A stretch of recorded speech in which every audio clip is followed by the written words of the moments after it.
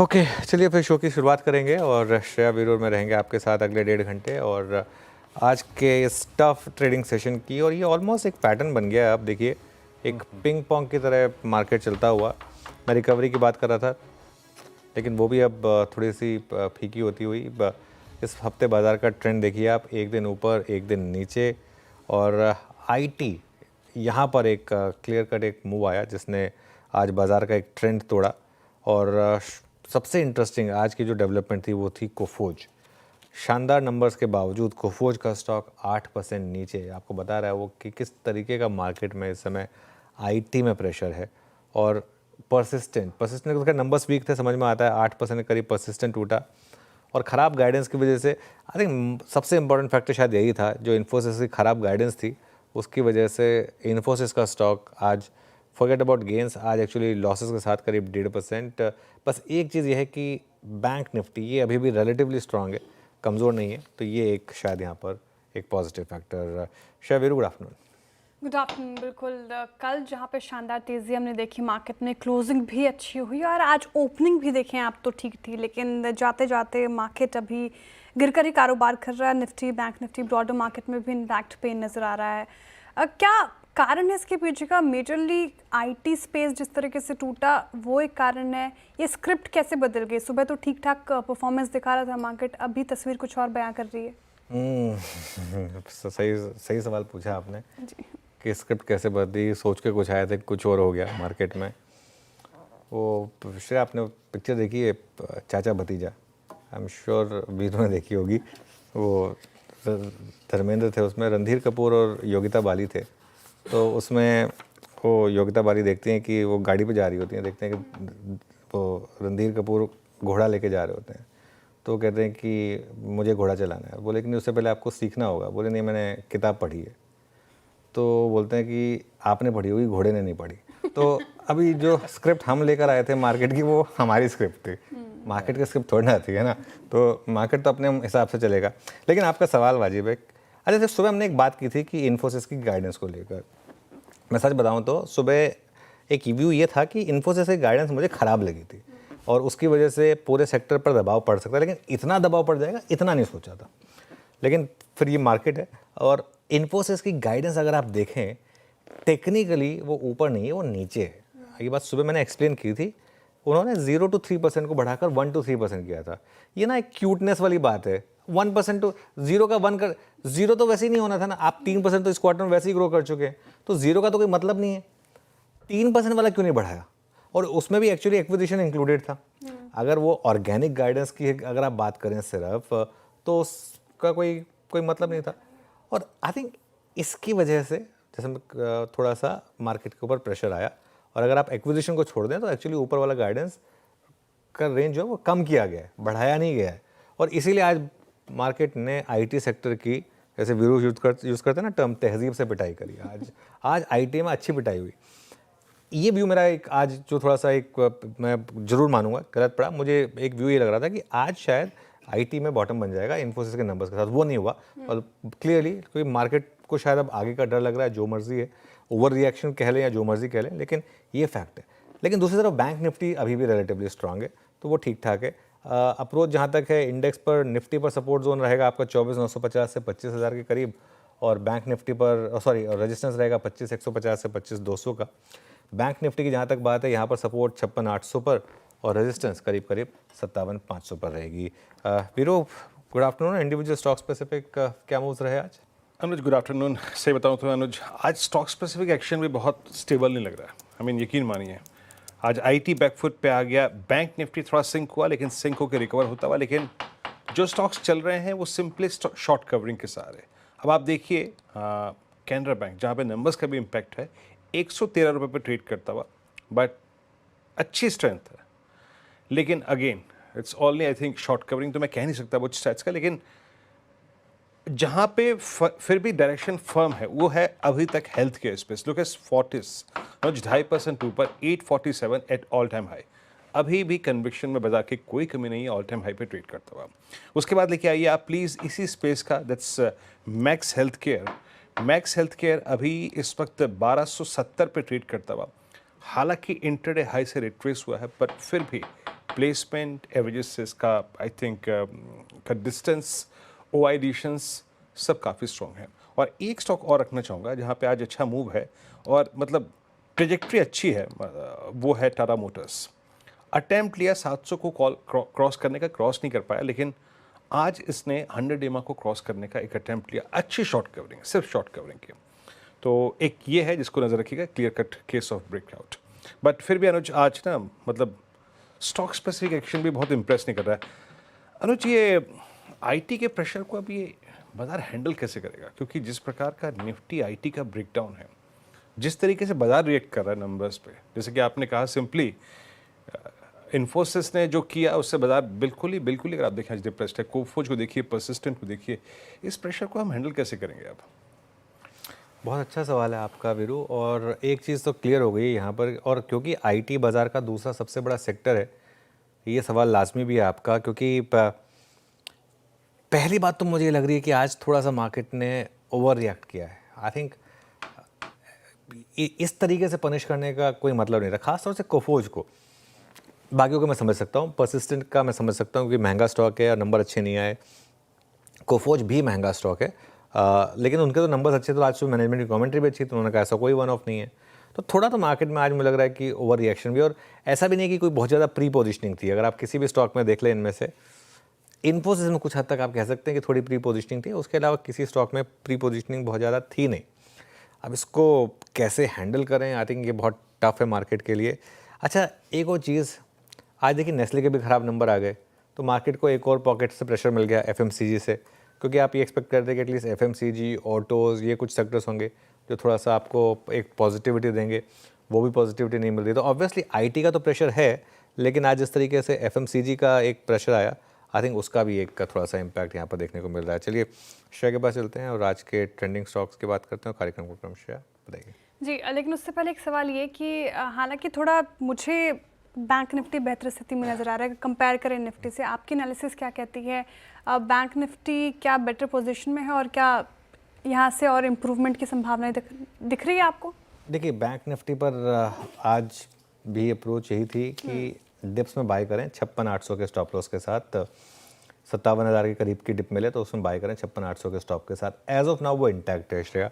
Obviously dip थोड़ी ज़्यादा आ गई जितनी मैं एक्सपेक्ट कर रहा था उससे, लेकिन बैंक निफ्टी में अभी भी स्ट्रेंथ है रिलेटिवली, और आई थिंक बैंक निफ्टी में अभी भी मुझे लग रहा है कि चांसेस हाई हैं, अगर आज का लो बचे, कि आप ऑल टाइम हाई हिट करेंगे। उसका कारण बहुत सिंपल है, बैंक निफ्टी में दो सबसे बड़े कंपोनेंट जो हैं, एचडीएफसी बैंक और आईसीआईसीआई बैंक, वहाँ पर हल्की सी गिरावट में बाइंग आ जाती है। आप देखिए आज का भी ट्रेंड देखिए आप, ये स्टॉक लो लेवल पर टिक ही नहीं पा रहे हैं, बाकी पूरा मार्केट लोस पे आ रहा है, ये टिक ही नहीं पा रहे हैं, यहाँ पर बाइंग आ रही है। अच्छा, मार्केट का सेंटीमेंट ख़राब होने में आज एक और चीज़ है, अब मैं आपको बताता हूँ। फॉर एग्जांपल अब आप देखिए IEX का शेयर, अब आज का ये एक्सीडेंट ऑफ द डे है, और ये तो आप सोचिए कि 28% अभी नीचे है, और 28% इसलिए नीचे है क्योंकि अब एक्सचेंज के रूल्स के हिसाब से वो जब तक अब कुछ इंडिविजुअल पैन से ट्रेड नहीं हो जाती, वो इससे ज़्यादा एक दिन में अब नहीं गिर सकता। इसके लिए पहले क्या होता था, पहले FNO वाले स्टॉक्स में 5 मिनट की फ्रीज होती थी, उसके बाद वो खुलते थे और उसके बाद स्टॉक्स गिरते थे। अब नए रूल्स आ गए हैं जिसमें 10% फ्रीज काफ़ी समय तक रहती है, फिर 15, फिर 20 और 26 या 28, आई थिंक मुझे एग्जैक्टली याद नहीं है, उससे ज़्यादा आप नहीं गिर सकते हैं दिन में। इशू यहाँ पे ये है कि ओवरनाइट एक कंपनी का बिजनेस मॉडल ख़त्म हो गया। ये चीज़ें जो होती है ना, ठीक है, मैं लोग कहेंगे कि हाँ नहीं, कंसल्टेशन ऑन था काफ़ी समय से, एकदम से आउट ऑफ द ब्लू नहीं आया है, लेकिन एक बड़ी कंपनी का एक ही दिन में इस तरीके से आप कंप्लीटली बिजनेस मॉडल ख़त्म हो जाए अगर, तो कहीं ना कहीं उससे बिजनेस सेंटीमेंट पे इम्पैक्ट पड़ता है। आई थिंक ये भी एक बड़ा इम्पैक्ट है आज की मार्केट की गिरावट में। चलिए अब आगे बढ़ते हैं। कई सारे फैक्टर्स मार्केट को आज ड्रैग कर रहे हैं। चलिए अब ट्रेंडिंग काउंटर्स की बात करते हैं, क्योंकि मार्केट पे प्रेशर है, तो शुरुआत मंदी के ट्रेंडिंग काउंटर के साथ होगी। और देखिए आपके स्क्रीन पर नेस्ले इंडिया रिजल्ट खराब और स्ट्रीट ने पनिश किया, 4.5% से ज़्यादा गिर कर रहा है कारोबार। ट्रेंड पे भी ब्रोकरेजेस की रिपोर्ट आई थी, डाउनग्रेड कर दिया गया है, 3.5% से ज़्यादा की गिरावट। टेक महिंद्रा पूरा IT स्पेस में आज गिरावट है, 3% लुढ़का। श्रीराम फाइनेंस मुनाफा वसूली का शिकार हुआ। 2.5% से ज़्यादा। कुछ और काउंटर्स जहां पर डेंट ज़्यादा पड़ा। आईएक्स की अभी हम चर्चा भी कर रहे थे खबर के बाद, 28% आज का accident of the day. Detail में समझेंगे शो में कि क्या हुआ इस काउंटर के साथ। कोफोर्ज, परसिस्टेंट सिस्टम अगेन देखिए 8 से 7% के करीब दोनों ही स्टॉक्स टूटे। महानगर गैस रिजल्ट के बाद थोड़ा ये भी सुस्ता रहा है, 4.5% से ज़्यादा की गिरावट यहाँ पर। लेकिन इस गिरावट के बीच में आप देखिए इटर्नल रिजल्ट के बाद लगातार इसमें तेजी। आज तीसरा सत्र जब अच्छी खासी बाइंग होती हुई नजर आ रही है, 3% से ज्यादा। डॉक्टर रेड्डी रिजल्ट के बाद ये उछल के 2.5%। टाटा कंज्यूमर रिजल्ट अच्छे थे, स्ट्रीट ने रिवॉर्ड किया 1.5%। टाटा मोटर्स पूरे ऑटो और ऑटो स्पेस में अगर आप देखें तो खरीदारी है, तो यूरोपियन यूनियन का तड़का यहाँ पे भी काम कर रहा है। 1.5% की तेजी। संवर्धना मदरसन अगेन 4.5% की तेजी। कैनरा बैंक 4.5% चढ़ा। पेटीएम रिजल्ट के बाद अच्छी तेजी यहाँ पे 3.5% के करीब करीब। और इंडियन बैंक में भी आज खरीदारी होती हुई नजर आ रही है। चलिए अब आगे बढ़ते हैं और कार्यक्रम का क्रम समझते हैं। फंडामेंटल राय देने के लिए हमारे साथ होंगे जेएम फाइनेंशियल के आशीष चतुर्मोता जी। टेक्निकल कॉल्स लेंगे हम प्रकाश काबा, मानस जायसवाल, शिल्पा राउत, अमित सेठ, रुचित जैन और सोमिल मेहता जी से। 2:15 पर यतिन मोता आपको बताएंगे कि आईएक्स क्यों बना आज का एक्सीडेंट ऑफ द डे। 2:20 पर फिर यतिन मोता ही आपको बताएंगे कि नेस्ले का शेयर क्यों टूट रहा है। 2:25 पर कंचन नौटियाल बताएंगे आपको आज आईटी शेयरों की तगड़ी पिटाई क्यों हुई। 2:30 बजे सुदर्शन से समझेंगे कि अमेरिका और ईयू के बीच डील से ऑटो सेक्टर में रौनक क्यों है। 2:35 पर आशीष चतुर्वेदी बताएंगे आपको भारत और यूके के बीच एफटीए होने पर किन सेक्टर और शेयरों का होगा फायदा। 2:45 पर श्रीराम फाइनेंस और टाटा केमिकल्स के नतीजों का अनुमान लेकर आएंगे आशीष चतुर्वेदी। साथ ही कंचन नौटियाल सिप्ला और लॉरस लैब्स के नतीजों का प्रीव्यू करेंगे। 2:50 पर मार्केट बिग वॉइस में जुड़ेंगे एडलवाइस एसेट मैनेजमेंट के सीआईओ इक्विटीज त्रिदीप भट्टाचार्य जी। 3:05 पर डीलिंग रूम चेक। 3:10 पर अंजू से कल के लिए स्ट्रैटेजी। 3:15 पर बीटीएसटी एसटीबीटी कॉल्स। ओके चलिए शो की शुरुआत करूँ इससे पहले एक बार आपको दिखाता हूँ मैं 1-2 इंश्योरेंस स्टॉक्स। एक बार लेकर आइए आप HDFC लाइफ, SBI लाइफ और उसके अलावा मैक्स का स्टॉक दिखा दीजिए भले ही मुझे। ICICI प्रू देखिए एक बार ज़रा। एकदम से इंश्योरेंस स्टॉक्स में थोड़ी सी बाइंग शुरू हुई है और उसका कारण मैं आपको बताऊं। एक IRDAI में चेंज हुआ है। अजय सेठ IRDAI के नए चेयरमैन नियुक्त हुए हैं। देखिए जब भी मैं कई बार बात कही है कि आई थिंक अभी रिसेंटली भी हम डिस्कस कर रहे थे, new SEBI chief, new RBI chief, new insurance regulator, और कई बार ये ना श्रेया एक री रेटिंग फैक्टर लेकर आता है सेक्टर के लिए। तो ये एक बड़ी खबर है ये एक्चुअली कि IRDAI, वो अजय सेठ काफ़ी वेल नोन माने जाते हैं और मतलब काफ़ी उनका ट्रैक रिकॉर्ड बहुत अच्छा है। पहले कई बार उनका नाम कई संस्थाओं से जुड़ा था, फाइनली एक बड़ी पोस्ट उन्हें मिली है IRDAI के चेयरमैन। तो इस वजह से आई थिंक ये जो न्यूज़ है ये आई थिंक पॉजिटिव मानी जाएगी लाइफ इंश्योरेंस स्टॉक्स के लिए। चलिए अब हमारा पैनल तैयार है, उनके पास चलते हैं पिक्स के लिए। गुड आफ्टरनून आप सभी को। गाबा सर बताइए क्या पिक किया आपने? Good afternoon to you. और स्टॉक एक्चुअली है शॉर्ट और वो है इन्फोसिस। आज का स्टॉक है इन्फोसिस। आज रिजल्ट का इफेक्ट है लेकिन है वीक। ट्रेड कर रहा है 1552 पर, स्टॉक लगेगा 1560 का, ज्यादा नहीं है। डाउनसाइड पॉसिबल है, कहां तक आ सकता है? हो सके तो 1500 भी पॉसिबल है, 1-2 दिन लग सकते हैं उसके लिए, लेकिन नियर टर्म टारगेट 1540 के है इन्फोसिस। ओके इन्फोसिस 1551 पे प्रकाश सर यहाँ भी बख्शने को तैयार नहीं है। इट्स सेल 1551 पे। मानस गुड आफ्टरनून, आपका trade? Good afternoon Virendra ji. तो देखिए जिंदल स्टील में खरीदारी करने की राय रहेगी। काफी समय से 980-985 पे स्टॉक रेजिस्टेंस फेस कर रहा था। आज जिंदल स्टील ने इस रेजिस्टेंस को क्रॉस किया। काफी बेहतर वॉल्यूम देखने को मिल रहे हैं, तो यहाँ पर करंट लोज पे खरीदारी करने की राय रहेगी। 982 रुपए के टारगेट से करंट लेवल्स पे खरीदारी करनी है और आपके टारगेट 1020 के आसपास के रहेंगे जिंदल स्टील में। ये कैश लेवल्स है। चाहे तो ऑप्शन ट्रेड ले लें। 990 का कॉल ऑप्शन 18 रुपए पे ट्रेड हो रहा है, उसमें 12 रुपए के स्टॉप लॉस से खरीदारी करिए और 30 रुपए के टारगेट सेट करिए। डिस्क्लोजर है कि इस ऑप्शन में हमने अपने क्लाइंट्स को भी रिकमेंडेशन दिया हुआ है। जिंदल स्टील JSPL यहाँ पे खरीदारी की राय मानस जी की तरफ से आती हुई 1020 तक के टारगेट एक्सपेक्ट कर रहे हैं। तो अभी तक एक बाई साइड की ट्रेड और एक सेल साइड की ट्रेड आई है। शिल्पा जी वेरी गुड आफ्टरनून, आप बताइए आप किस साइड हैं? Good afternoon everyone. श्रेया, मेरा भी रहेगा बाई साइड में ट्रेड REC में एक स्ट्रेंथ है यहाँ पे। 400 के ऊपर स्टॉक सस्टेन कर रहा है। पुट राइटिंग काफी कन्विंसिंग है वहां पे, तो 400 के स्टॉप लॉस से आप लॉन्ग जा सकते हैं। इसमें पहला टारगेट रहेगा 412 का, इसके ऊपर सस्टेन होता है तो 415 इसके नेक्स्ट टारगेट से। ओके चलिए तो ये इस समय शिल्पा जी की तरफ से REC। Amit ji good afternoon. Amit ji बताइए आपकी ट्रेड। जी good afternoon Anuj ji, good afternoon Viren ji and everybody on the panel. Anuj ji, मेरी इस समय की ट्रेड मेटल सेक्टर से रहेगी टाटा स्टील। टाटा स्टील लगभग 163 रुपीज 75 पैसे पे ट्रेड कर रहा है। 2 दिन से इस लेवल पे रेस्ट जरूर कर रहा है, बट स्ट्रेंथ यहाँ पे बरकरार है। 10 और 20 डेमा के ऊपर ट्रेड कर रहा है and I think it's slowly and steadily inching up. जिस हिसाब से इसका ट्रेंड और मोमेंटम प्लेस्ड है, तो इसे बाय करें। 160 का स्टॉप लॉस रहेगा और टारगेट्स हमारे 172 रुपीज के रहेंगे टाटा स्टील में। ओके, टाटा स्टील 163.80 पे आपका बाय कॉल। अब चलते हैं सोमिल के पास। सोमिल गुड आफ्टरनून, आपका ट्रेड इस वक्त का। Good afternoon to everyone. मेरा ट्रेड रहेगा लॉरस लैब्स पे। फार्मा स्टॉक्स अच्छे कर रहे हैं और लॉरस लैब्स में एक फ्लैग पैटर्न बना है। 9 और 10 डेली मूविंग एवरेज पे सपोर्ट लिया है। मुझे लगता है ये ऊपर की तरफ टूटेगा। स्टॉप लॉस वुड बी 812 और ऊपर में जो टारगेट होंगे वो 855 के बनेंगे। ओके, लॉरस लैब्स फार्मा और हेल्थ के स्पेस में आज भी बाइंग देखने को मिल रही है। देखिए निचले स्तरों से अच्छी खासी रिकवरी के साथ 1% की तेजी के साथ लॉरस लैब ट्रेड करता हुआ नजर आएगा। बाई साइड के ट्रेड सोमल जी की तरफ से टेक्निकल कॉल्स हो गए पूरे, एक बार स्क्रीन पर आपके लिए रख देती हूँ ताकि आप टारगेट और स्टॉप लॉस जॉट डाउन कर ले। गाबासन ने इन्फोसिस इन्फी बिकवाली की राय उनकी तरफ से 1540 तक के टारगेट दिए हैं उन्होंने नीचे के। साथ ही मानस जी जिंदल स्टेनलेस पे जिंदल स्टील इनफैक्ट JSPL पर दाव लगा रहे हैं, खरीदारी की राय टारगेट 30 स्टॉप लॉस 12। शिल्पा जी को REC पसंद आ रहा है, यहाँ पे खरीदारी की राय उनकी तरफ से आती हुई। अमित जी टाटा स्टील पर दाव लगा रहे हैं अभी सोमिल जी ने लॉरस लैब चुना, खरीदारी की राय उनकी तरफ से यहाँ पे आती हुई। अब चतुर्मोता जी को जोड़ते हैं। आशीष चतुर्मोता जी हमारे साथ जुड़े हुए हैं। Good afternoon Ashish ji. जिस तरीके से मार्केट का मूड माहौल देखने को मिल रहा है, सीसॉ पैटर्न, एक दिन अप एक दिन डाउन, ऐसे मूड माहौल में कोई ऐसे स्टॉक्स जो सेफ हैं जहां पर लॉन्ग टर्म के लिहाज से बेट लगाई जा सकती है? बिल्कुल।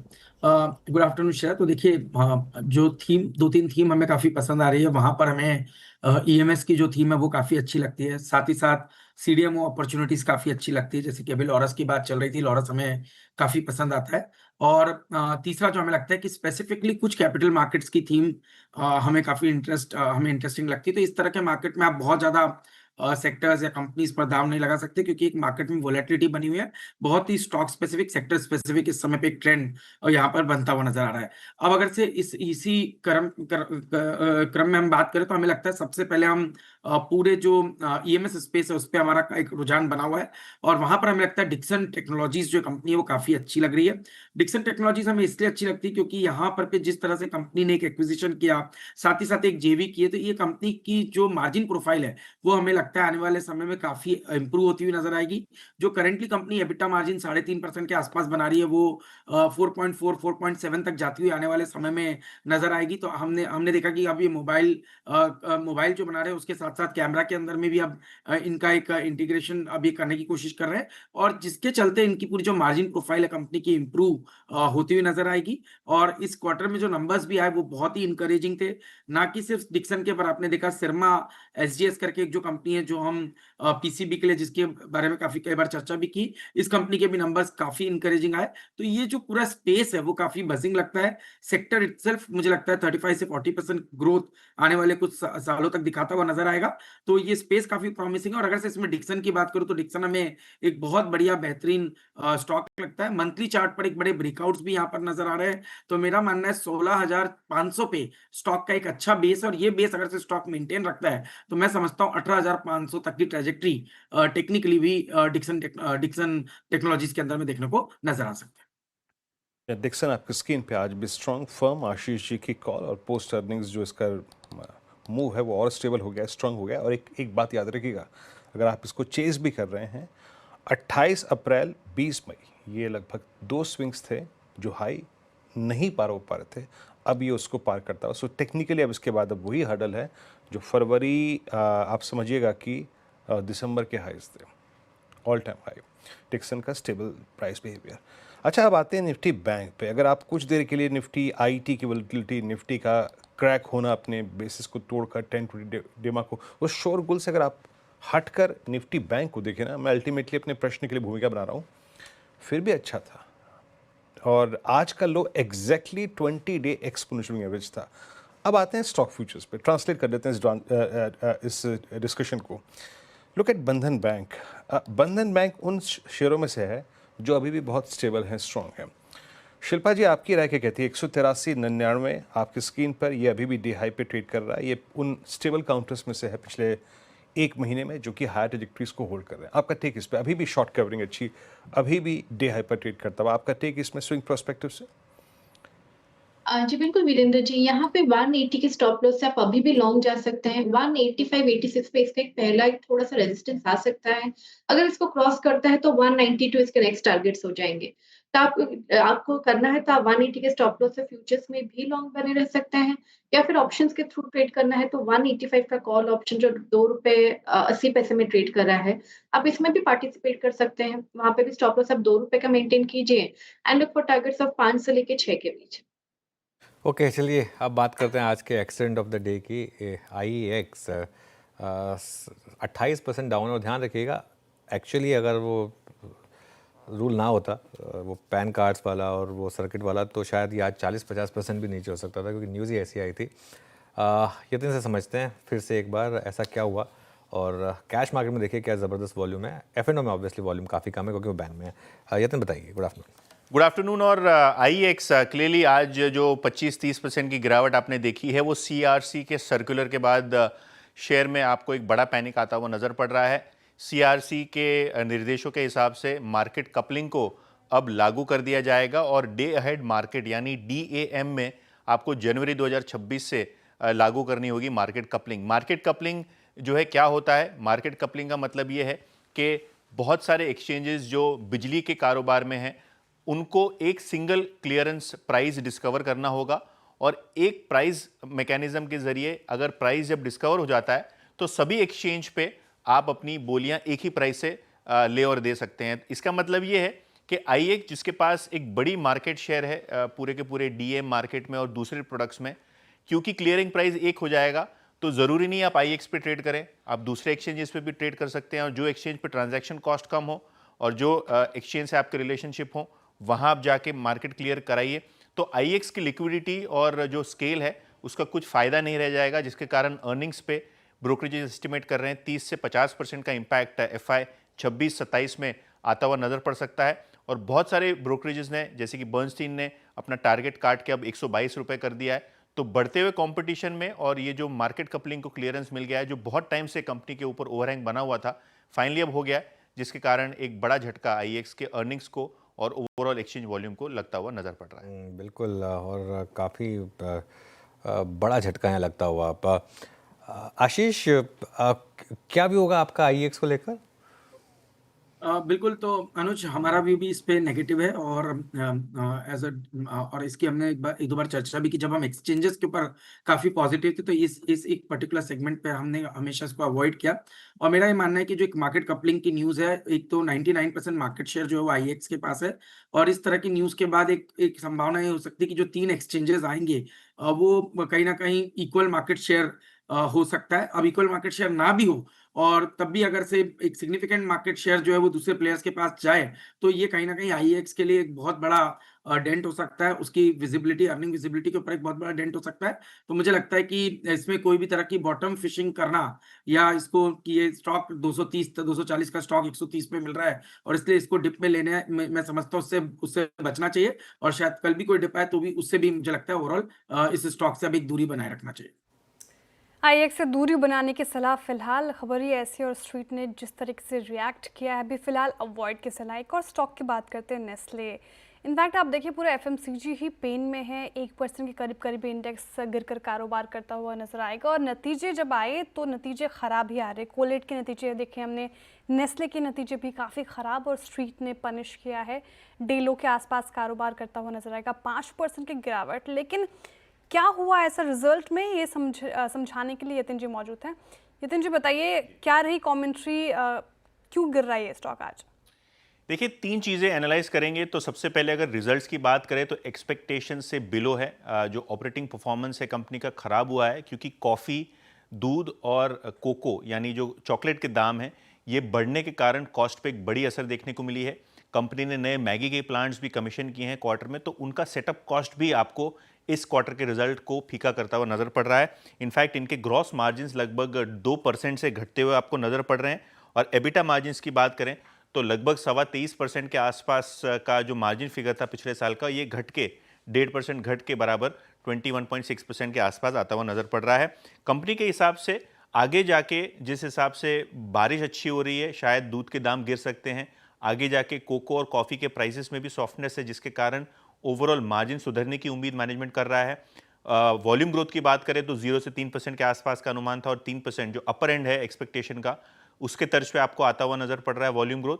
और मैनेजमेंट का एक्सपेक्टेशन ये है कि सेकेंड हाफ में काफ़ी अच्छी रिकवरी हो सकती है वॉल्यूम्स और डिमांड को लेकर, और अर्बन जो डिमांड है क्विक कॉमर्स के कारोबार के चलते काफ़ी अच्छी ग्रोथ वहाँ देखने को मिल रही है। लेकिन मैनेजमेंट की कमेंट्री का कोई असर शेयर पे नहीं देखने को मिला। इनफैक्ट स्ट्रीट शायद वीक ऑपरेटिंग परफॉर्मेंस को लेके काफ़ी चिंतित है, जिसके बाद शेयर में अभी 5% की आप गिरावट देख रहे हैं। कंसर्निंग तो है, और रिएक्शन हमने देखा स्ट्रीट पर फिलहाल नेस्ले काफ़ी गिर कर रहा है कारोबार। आशीष चतुर्मोता जी, आप बताइए एफएमसीजी पैक में जिस तरीके से नंबर्स आ रहे हैं, हमने कोलगेट के नंबर देखे, नेस्ले के नंबर देखे, टाटा कंज्यूमर थोड़ा अलग रख देते हैं, नतीजे ठीक थे, लेकिन काफ़ी डिसअपॉइंटिंग नंबर्स, और इन दोनों ही स्टॉक्स पर आपकी राय जानना चाहूँगी। सेकेंड हाफ में उम्मीद तो जताई जा रही है कि सेकेंड हाफ अच्छा हो सकता है इन काउंटर्स के लिए, लेकिन फर्स्ट हाफ तो खराब, और रिएक्शन काउंटर पर। बिल्कुल। तो देखिए एफएमसीजी कंपनीज, हमने इस पर हमारी काफ़ी चर्चा हुई। तो पहले हम काफ़ी अंडरवेट है हमारे पोर्टफोलियोज में ओवरऑल एफएमसीजी को लेकर। उसका एक कारण ये है कि एक तो जो आप जो वोलेटिलिटी देख रहे हैं अर्निंग्स के अंदर में, वो काफ़ी बनी हुई है। वॉल्यूम ग्रोथ डबल डिजिट में नहीं आ रहे हैं, और वॉल्यूम ग्रोथ जब डबल डिजिट में नहीं आएंगे तो ये स्टॉक्स जो है सब 60-65 टाइम्स फॉरवर्ड पी मल्टीपल पे ट्रेड कर रहे हैं। तो वो एक वैल्यूएशन जस्टिफिकेशन नहीं बैठ रहा है, क्योंकि जब अर्निंग ग्रोथ आए या वॉल्यूम के अंदर में एक अच्छी ग्रोथ आए, तब तो आप एक बार हायर पी मल्टीपल भी इन स्टॉक्स को दे सकते हैं, क्योंकि अर्निंग की विजिबिलिटी स्ट्रांग रहती है। पर अभी कहीं ना कहीं ये एक जो मल्टीपल्स महंगे और वॉल्यूम में पिकअप नहीं आया। दूसरी बात, रॉ मटेरियल इन्फ्लेशन जो है वो जरूर हम देख रहे हैं कि रिटेल इन्फ्लेशन कम हुआ, पर कहीं ना कहीं जो इन कंपनीज के कमोडिटी के प्राइसेस है उनमें एक वोलेटिलिटी काफी बनी हुई है, और उसके चलते ये जो मार्जिन्स है उनमें भी कोई बहुत ज्यादा स्टेबिलिटी हमें नजर नहीं आ रही। तो आप आज टाटा कंज्यूमर के भी नंबर देखेंगे तो वहां पर पे भी एक कोई बहुत बड़ा आपको अपॉर्चुनिटी नजर नहीं आई। नेस्ले में भी यही चीज हमें देखने को नजर आई। तो ओवरऑल मैं समझता हूं कि थोड़ा सा एफएमसीजी इस समय वेट एंड वॉच मोड पे है। जरूर हमारा मानना है कि रूरल इकोनॉमी का पिकअप होगा और उसके चलते कंजम्पशन में एक बूस्ट आएगा, पर ये बूस्ट किस सेगमेंट में आता है, चाहे वो एफएमसीजी कंपनी में देखने को मिलेगा या ऑटो कंपनीज के अंदर में उसका बेनिफिट ज्यादा मिलेगा, ये देखना अभी भी बाकी है। तो मेरे हिसाब से इस समय पे थोड़ा एक वेट एंड वॉच का अप्रोच ही हम एफएमसीजी सेगमेंट पे बनाए रखेंगे। ओके, ये एफएमसीजी, अच्छा मैं अपनी चर्चा को अभी एफएमसीजी तक ही रखूंगा सीमित। आशीष, ये प्रश्न में आई थिंक परसों भी मेरे जहन में आता, लेकिन शायद मैं पूछते पूछते रह गया। एक बार जरा एटर्नल रखिए स्क्रीन पे प्लीज़। एटर्नल 3.5% ऊपर। मैं थोड़ा सा मिसमैच कंपैरिजन कर रहा हूँ, बट स्टिल ये आप देखिए जुबिलेंट फूड्स को आशीष सिंक होता हुआ आज 200 डे एक्सपोनेंशियल एवरेज के ऊपर के नीचे निकलता हुआ, और एटर्नल की पोस्ट अर्निंग ये बाइंग को देखिए। ऑल दो डायरेक्ट कंपैरिजन बहुत सही नहीं होगा, ये तुलनात्मक नहीं है फिर, बट फिर भी आपको क्या लग रहा है, क्या लोग थोड़ा जुबिलेंट से एग्जिट करके एटर्नल पर फोकस कर रहे हैं? जी, तो देखिए जुबिलेंट फूड को अगर से आप वीरेंद्र देखेंगे तो पिछले 1.5 साल में ये स्टॉक एक अंडर परफॉर्मर रहा, और आपने देखा कि एक जो सीवियर कॉम्पिटिटिव इंटेंसिटी खास तौर पर जो क्यूएसआर सेगमेंट है उसके अंदर में देखने को मिली, और उसका इम्पैक्ट ना सिर्फ जुबिलेंट फूड पर आप देखिए सफायर, देवयानी, इनके भी नंबर्स या वेस्टलाइफ जैसी कंपनीज के भी नंबर्स में ये ट्रेंड आपको इमर्ज होगा। और कहीं ना कहीं हमें लगता है कि ये जो रीजनल प्लेयर्स हैं उनका एक इमर्जेंस काफी बड़ा है, उसका भी डेंट कहीं ना कहीं ये जो बड़े लिस्टेड प्लेयर्स हैं या जो ऑर्गेनाइज्ड प्लेयर्स हैं उनको देखने को नजर आया। और साथ ही साथ जिस तरह से स्विगी, जोमेटो, इनकी वजह से एक जो आप क्विक डिलीवरी का एक इन्वायरमेंट बढ़ा, तो आप देखेंगे एक जो छोटा रीजनल प्लेयर है उसको भी एडवांटेज मिल गया, क्योंकि जोमेटो है या स्विगी है उसकी वजह से उनका भी प्रोडक्ट अब घर घर पे आसानी से पहुंच रहा है और कम समय में पहुंच रहा है। तो ये जो एक एडवांटेज था कुछ इन कंपनीज के साथ में, वो एडवांटेज, वो कॉम्पिटिटिव इंटेंसिटी थोड़ी सी बढ़ गई, और इसका इंपैक्ट जुबिलेंट फूड जैसे स्टॉक्स में देखने को नजर आ रहा है। और ऑब्वियसली क्लियर बेनिफिशियरी कौन बन रहा है? इटर्नल जैसे प्लेयर, स्विगी जैसे प्लेयर, जो कि ना सिर्फ फूड डिलीवरी के अंदर में, साथ ही साथ ग्रोसरी के अंदर में भी अपने आप को अपनी प्रेजेंस को बढ़ा रहे हैं। और इसलिए मुझे लगता है कि क्लियर कहीं ना कहीं शिफ्ट आपको देखने को नजर आ रहा है, जहां पे इटर्नल, स्विगी जैसी कंपनीज के अंदर में पैसा शिफ्ट हो रहा है कंजम्पशन के ही अंदर बास्केट में, और दूसरी कंपनी से पैसा निकलता हुआ नजर आ रहा है। तो कंजप्शन बास्केट में देखें तो इटर्नल स्विगी अभी फ़िलहाल स्ट्रॉन्गर नज़र आ रहे हैं, जिस तरीके से कंपनी डाइवर्सिफिकेशन कर रही है और अलग अलग सेगमेंट में काम कर रही है, वास्ट है। लेकिन एक और सेक्टर की बात करें तो हो गई कंजप्शन और एफएमसीजी की बात। आईटी की बात करें तो आज देखिए इंडेक्स 2.5% के करीब गिरकर कारोबार कर रहा है। रिजल्ट आए और स्ट्रीट को पसंद नहीं आए। आप देख लीजिए कोफोर्ज, परसिस्टेंट 7 से 8% की गिरावट झेल रहे हैं। इन्फोसिस के रिजल्ट डिस्कस भी कर रहे थे, बिग स्टॉक्स में भी चर्चा हुई थी, काफ़ी ख़राब और 1.5% के करीब गिरावट आई है इन्फोसिस में भी। लेकिन सवाल ये कि ये गिरावट एक चांस है या फिर एक चैलेंज है, इसको समझते हैं कंचन नौटियाल से। बताइए कंचन। जी, almost major big boys IT के नंबर्स यहाँ पे आ गए हैं। जैसे कि अगर आपने भी मेंशन किया इन्फोसिस और काफ़ी सारी कंपनीज के आज नंबर आए हैं। इन्फोसिस के numbers on the face of it ये माना जा रहा था कि ठीक लग रहे हैं, हालांकि आगे को लेके थोड़ी सी कॉशियस अप्रोच है, लेकिन उसके बाद भी एक भारी गिरावट आज के सत्र में हमें देखने को मिली है ऑलमोस्ट सारे ही स्टॉक्स के अंदर। अब देखिए कि अगर हम वन बाय वन समझे तो जो रेवेन्यू है, डॉलर रेवेन्यू, यहाँ पे एक प्रेशर जो है वो बाउंड अप होता हुआ दिखाई दे रहा है। चाहे बात टीसीएस की कर लीजिए, विप्रो की कर लीजिए, तो यहाँ पे जो डॉलर रेवेन्यू है इसमें हमें गिरावट देखने को मिली है। अगर एचसीएल टेक की बात करी जाए, टेक महिंद्रा की बात करी जाए, या टीसीएस की बात करी जाए, या फिर एलटीआई माइंडट्री की बात करी जाए, तो यहाँ पे भी जो ग्रोथ है वो कोई बहुत ज्यादा रोबस्ट नहीं है, मॉडेस्ट ग्रोथ हमें देखने को मिली है। इन्फोसिस की बात करें तो नंबर्स देखिए यहाँ पे अच्छे देखने को मिले हैं, लेकिन जो गाइडेंस दी गई है वो काफी ज्यादा चौंकाने वाली दी गई है। इसके बाद बात करते हैं मार्जिन्स की। मार्जिन्स में भी हमें डेफिनेटली एक जो प्रेशर है वो बाउंड अप होता हुआ दिखाई दे रहा है। जितनी भी आईटी फर्म्स है वहां पे हमें मार्जिन में एक रिडक्शन देखने को मिला है, प्रॉफिट में एक रिडक्शन देखने को मिला है, और ये रिडक्शन किस वजह से है इसके ऊपर भी बात कर लेते हैं। देखिए जो डिस्क्रिशनरी स्पेंडिंग है वो डेफिनेटली हमें एक लोअर साइड में जाती हुई दिखाई दी है। कंपटीशन काफी ज्यादा बढ़ गया है प्राइसिंग के ऊपर, साथ ही साथ जो न्यू प्रोजेक्ट है उसके ऊपर जो कॉस्ट है वो काफी ज्यादा हायर साइड में जा रही है।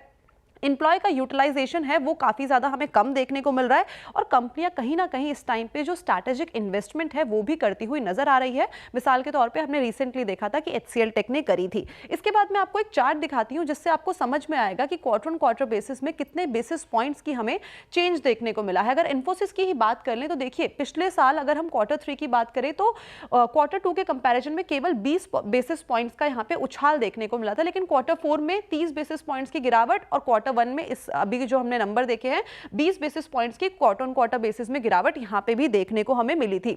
आगे बढ़ते हैं और दूसरी कंपनी के नंबर देखते हैं कि वहां का जो पिक्चर है वो कैसा रहा है। विप्रो, यहाँ पे 70 बेसिस पॉइंट्स की हमें बढ़त देखने को मिली थी Q3 पिछले साल। इसके बाद नो चेंज, और इस बार तो यहाँ पे गिरावट का सिलसिला देखने को मिला है।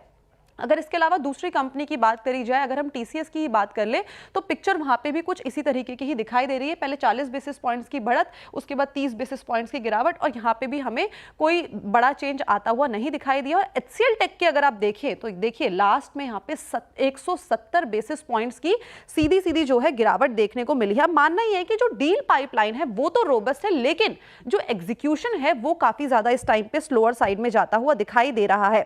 अभी हमने देखा, सुबह ही हम बात कर रहे थे, इन्फोसिस का अगर टोटल कॉन्ट्रैक्ट वैल्यू देखा जाए तो ये करीब 3.8 बिलियन डॉलर का है, लेकिन उसके बावजूद जो कंसर्न्स है वो इस टाइम पे काफी ज्यादा मंडरा रहे हैं। और गाइडेंस की बात करी जाए तो यहाँ पे जो गाइडेंस है उसको 1 से 3% तक कर दिया है इन्फोसिस ने, लेकिन फिर भी मैनेजमेंट की जो कमेंट्री है वो डराने वाली है, और साथ में स्ट्रीट ने वो रिएक्शन तो ऑलरेडी दे दिया है। एचसीएल की बात करी जाए तो इन्होंने अपने मार्जिन की जो गाइडेंस है उसको गिरा दिया है। तो overall gist of the story हम समझे, जो ग्लोबल अनसर्टेनिटी है उसका सीधा सीधा इंपैक्ट स्टॉक के प्राइस में हमें देखने को मिल रहा है। जी हाँ, तो ये था आईटी पे एक आई थिंक एनालिसिस। खंजर बहुत बहुत शुक्रिया। खैर अभी आईटी पे बात होती रहेगी, इस कार्यक्रम में बहुत बातचीत हुई भी है। एक काम करते हैं, यहाँ से ज़रा टॉप कैश कॉल्स पे ज़रा फोकस करते हैं, और प्रकाश गावस्कर, अमित जी और सौमिल जी इस ट्रेड्स को पिक करेंगे। गावस्कर क्या पिक कर रहे हैं, कैश में क्या अच्छा लग रहा है आपको, कहाँ कन्विंस्ड हैं आप? देखिए मेरा स्टॉक मैंने पिछले हफ्ते दिया था बोरोसिल रिन्यूएबल, उसका टारगेट दिया था 600, वो अचीव हो गया। अब 655 के आसपास ट्रेड कर रहा है। मुझे अब भी यहाँ पर फ्रेश प्राइस दिखाई दे रहा है। अब स्टॉप हो जाना चाहिए 640, मतलब करीब 15 रुपए का स्टॉप है। नियर टर्म टारगेट 700, मेरे ख्याल से वहां तक जाना चाहिए। बोरोसिल रिन्यूएबल, बोरोसिल रिन्यूएबल 700 के नियर टर्म टारगेट देख रहे हैं गावस्कर इसमें। फिलहाल ये खरीदारी की राय उनकी तरफ से। अमित जी आप बताइए, आप क्या पिक कर रहे हैं? जी श्रेया जी, मैं इप्का लैबोरेटरीज के साथ जाऊंगा। यहाँ पे हम एक प्राइस वॉल्यूम का एक अच्छा खासा ब्रेकआउट देख रहे हैं। पिछले 9-10 दिनों का कंसोलिडेशन था, काफी टाइट रेट कंसोलिडेशन था, which has been taken out today. एक स्ट्रॉन्ग बुल कैंडल बनी है, which is backed by volumes. लगभग 1530 का प्राइस है, 1530 का।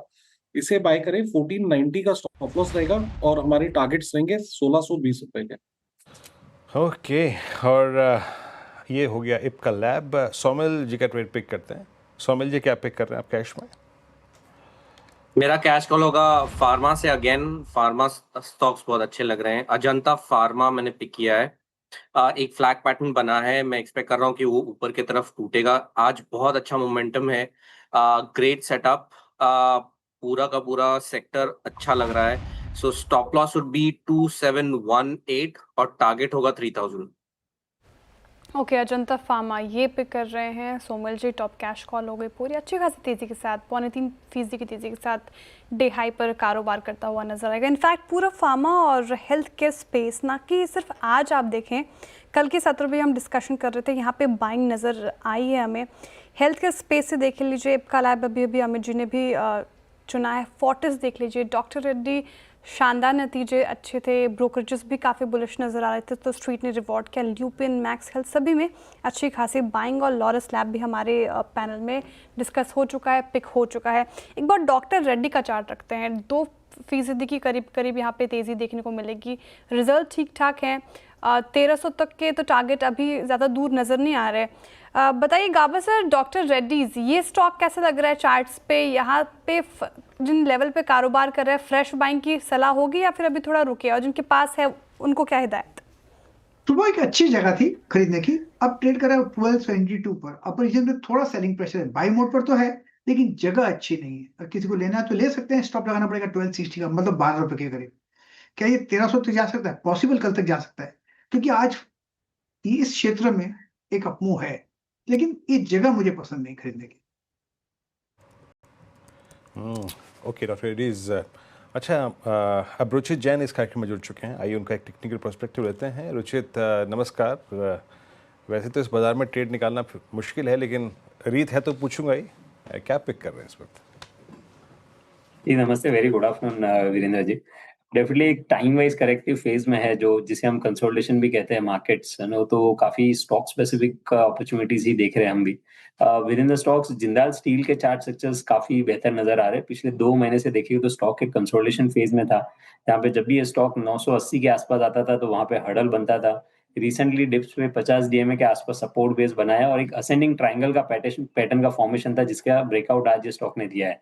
सो आई थिंक यहाँ पे एक मोमेंटम फॉलोअप मूव नो आना चाहिए, जो हम एक्सपेक्ट कर रहे हैं। 974 के नीचे स्टॉप लॉस रखे जिंदाल स्टील में खरीदारी की सलाह रहेगी 1030 के टारगेट्स के लिए। Okay, JSPL 994। अभी इस पैनल में फिर भी आप देखें तो जो कॉल्स अच्छे आ रहे हैं वो हैं मेटल्स पे, और मेटल्स के साथ साथ एक बार लेके आइएगा और लॉरस को 833। जी जनाब, ये फिर स्टॉक जो है वो ऑल टाइम हाई पे है। इसने एक अद्भुत पैटर्न लिया, मतलब जिसे कहते हैं ना, अडॉप्ट कर रखा है। 26 जून से लेके अब तक on every dip at 10 day ये स्टॉक चला है, और आप 860 पे इसको ऑल टाइम हाई पे देख रहे हैं। मैं एक और चीज़ विटनेस कर रहा हूँ कि फार्मा के साथ साथ PSU बैंकिंग बास्केट, जिसमें कल लेटर हाफ में एक शॉर्ट कवरिंग थी, वो शॉर्ट कवरिंग में अभी भी जाता हुआ। Bank of Baroda at day high, PNB at day high, Canara bank already at day high. तो निफ्टी PSU बैंक इंडेक्स अच्छा करता हुआ।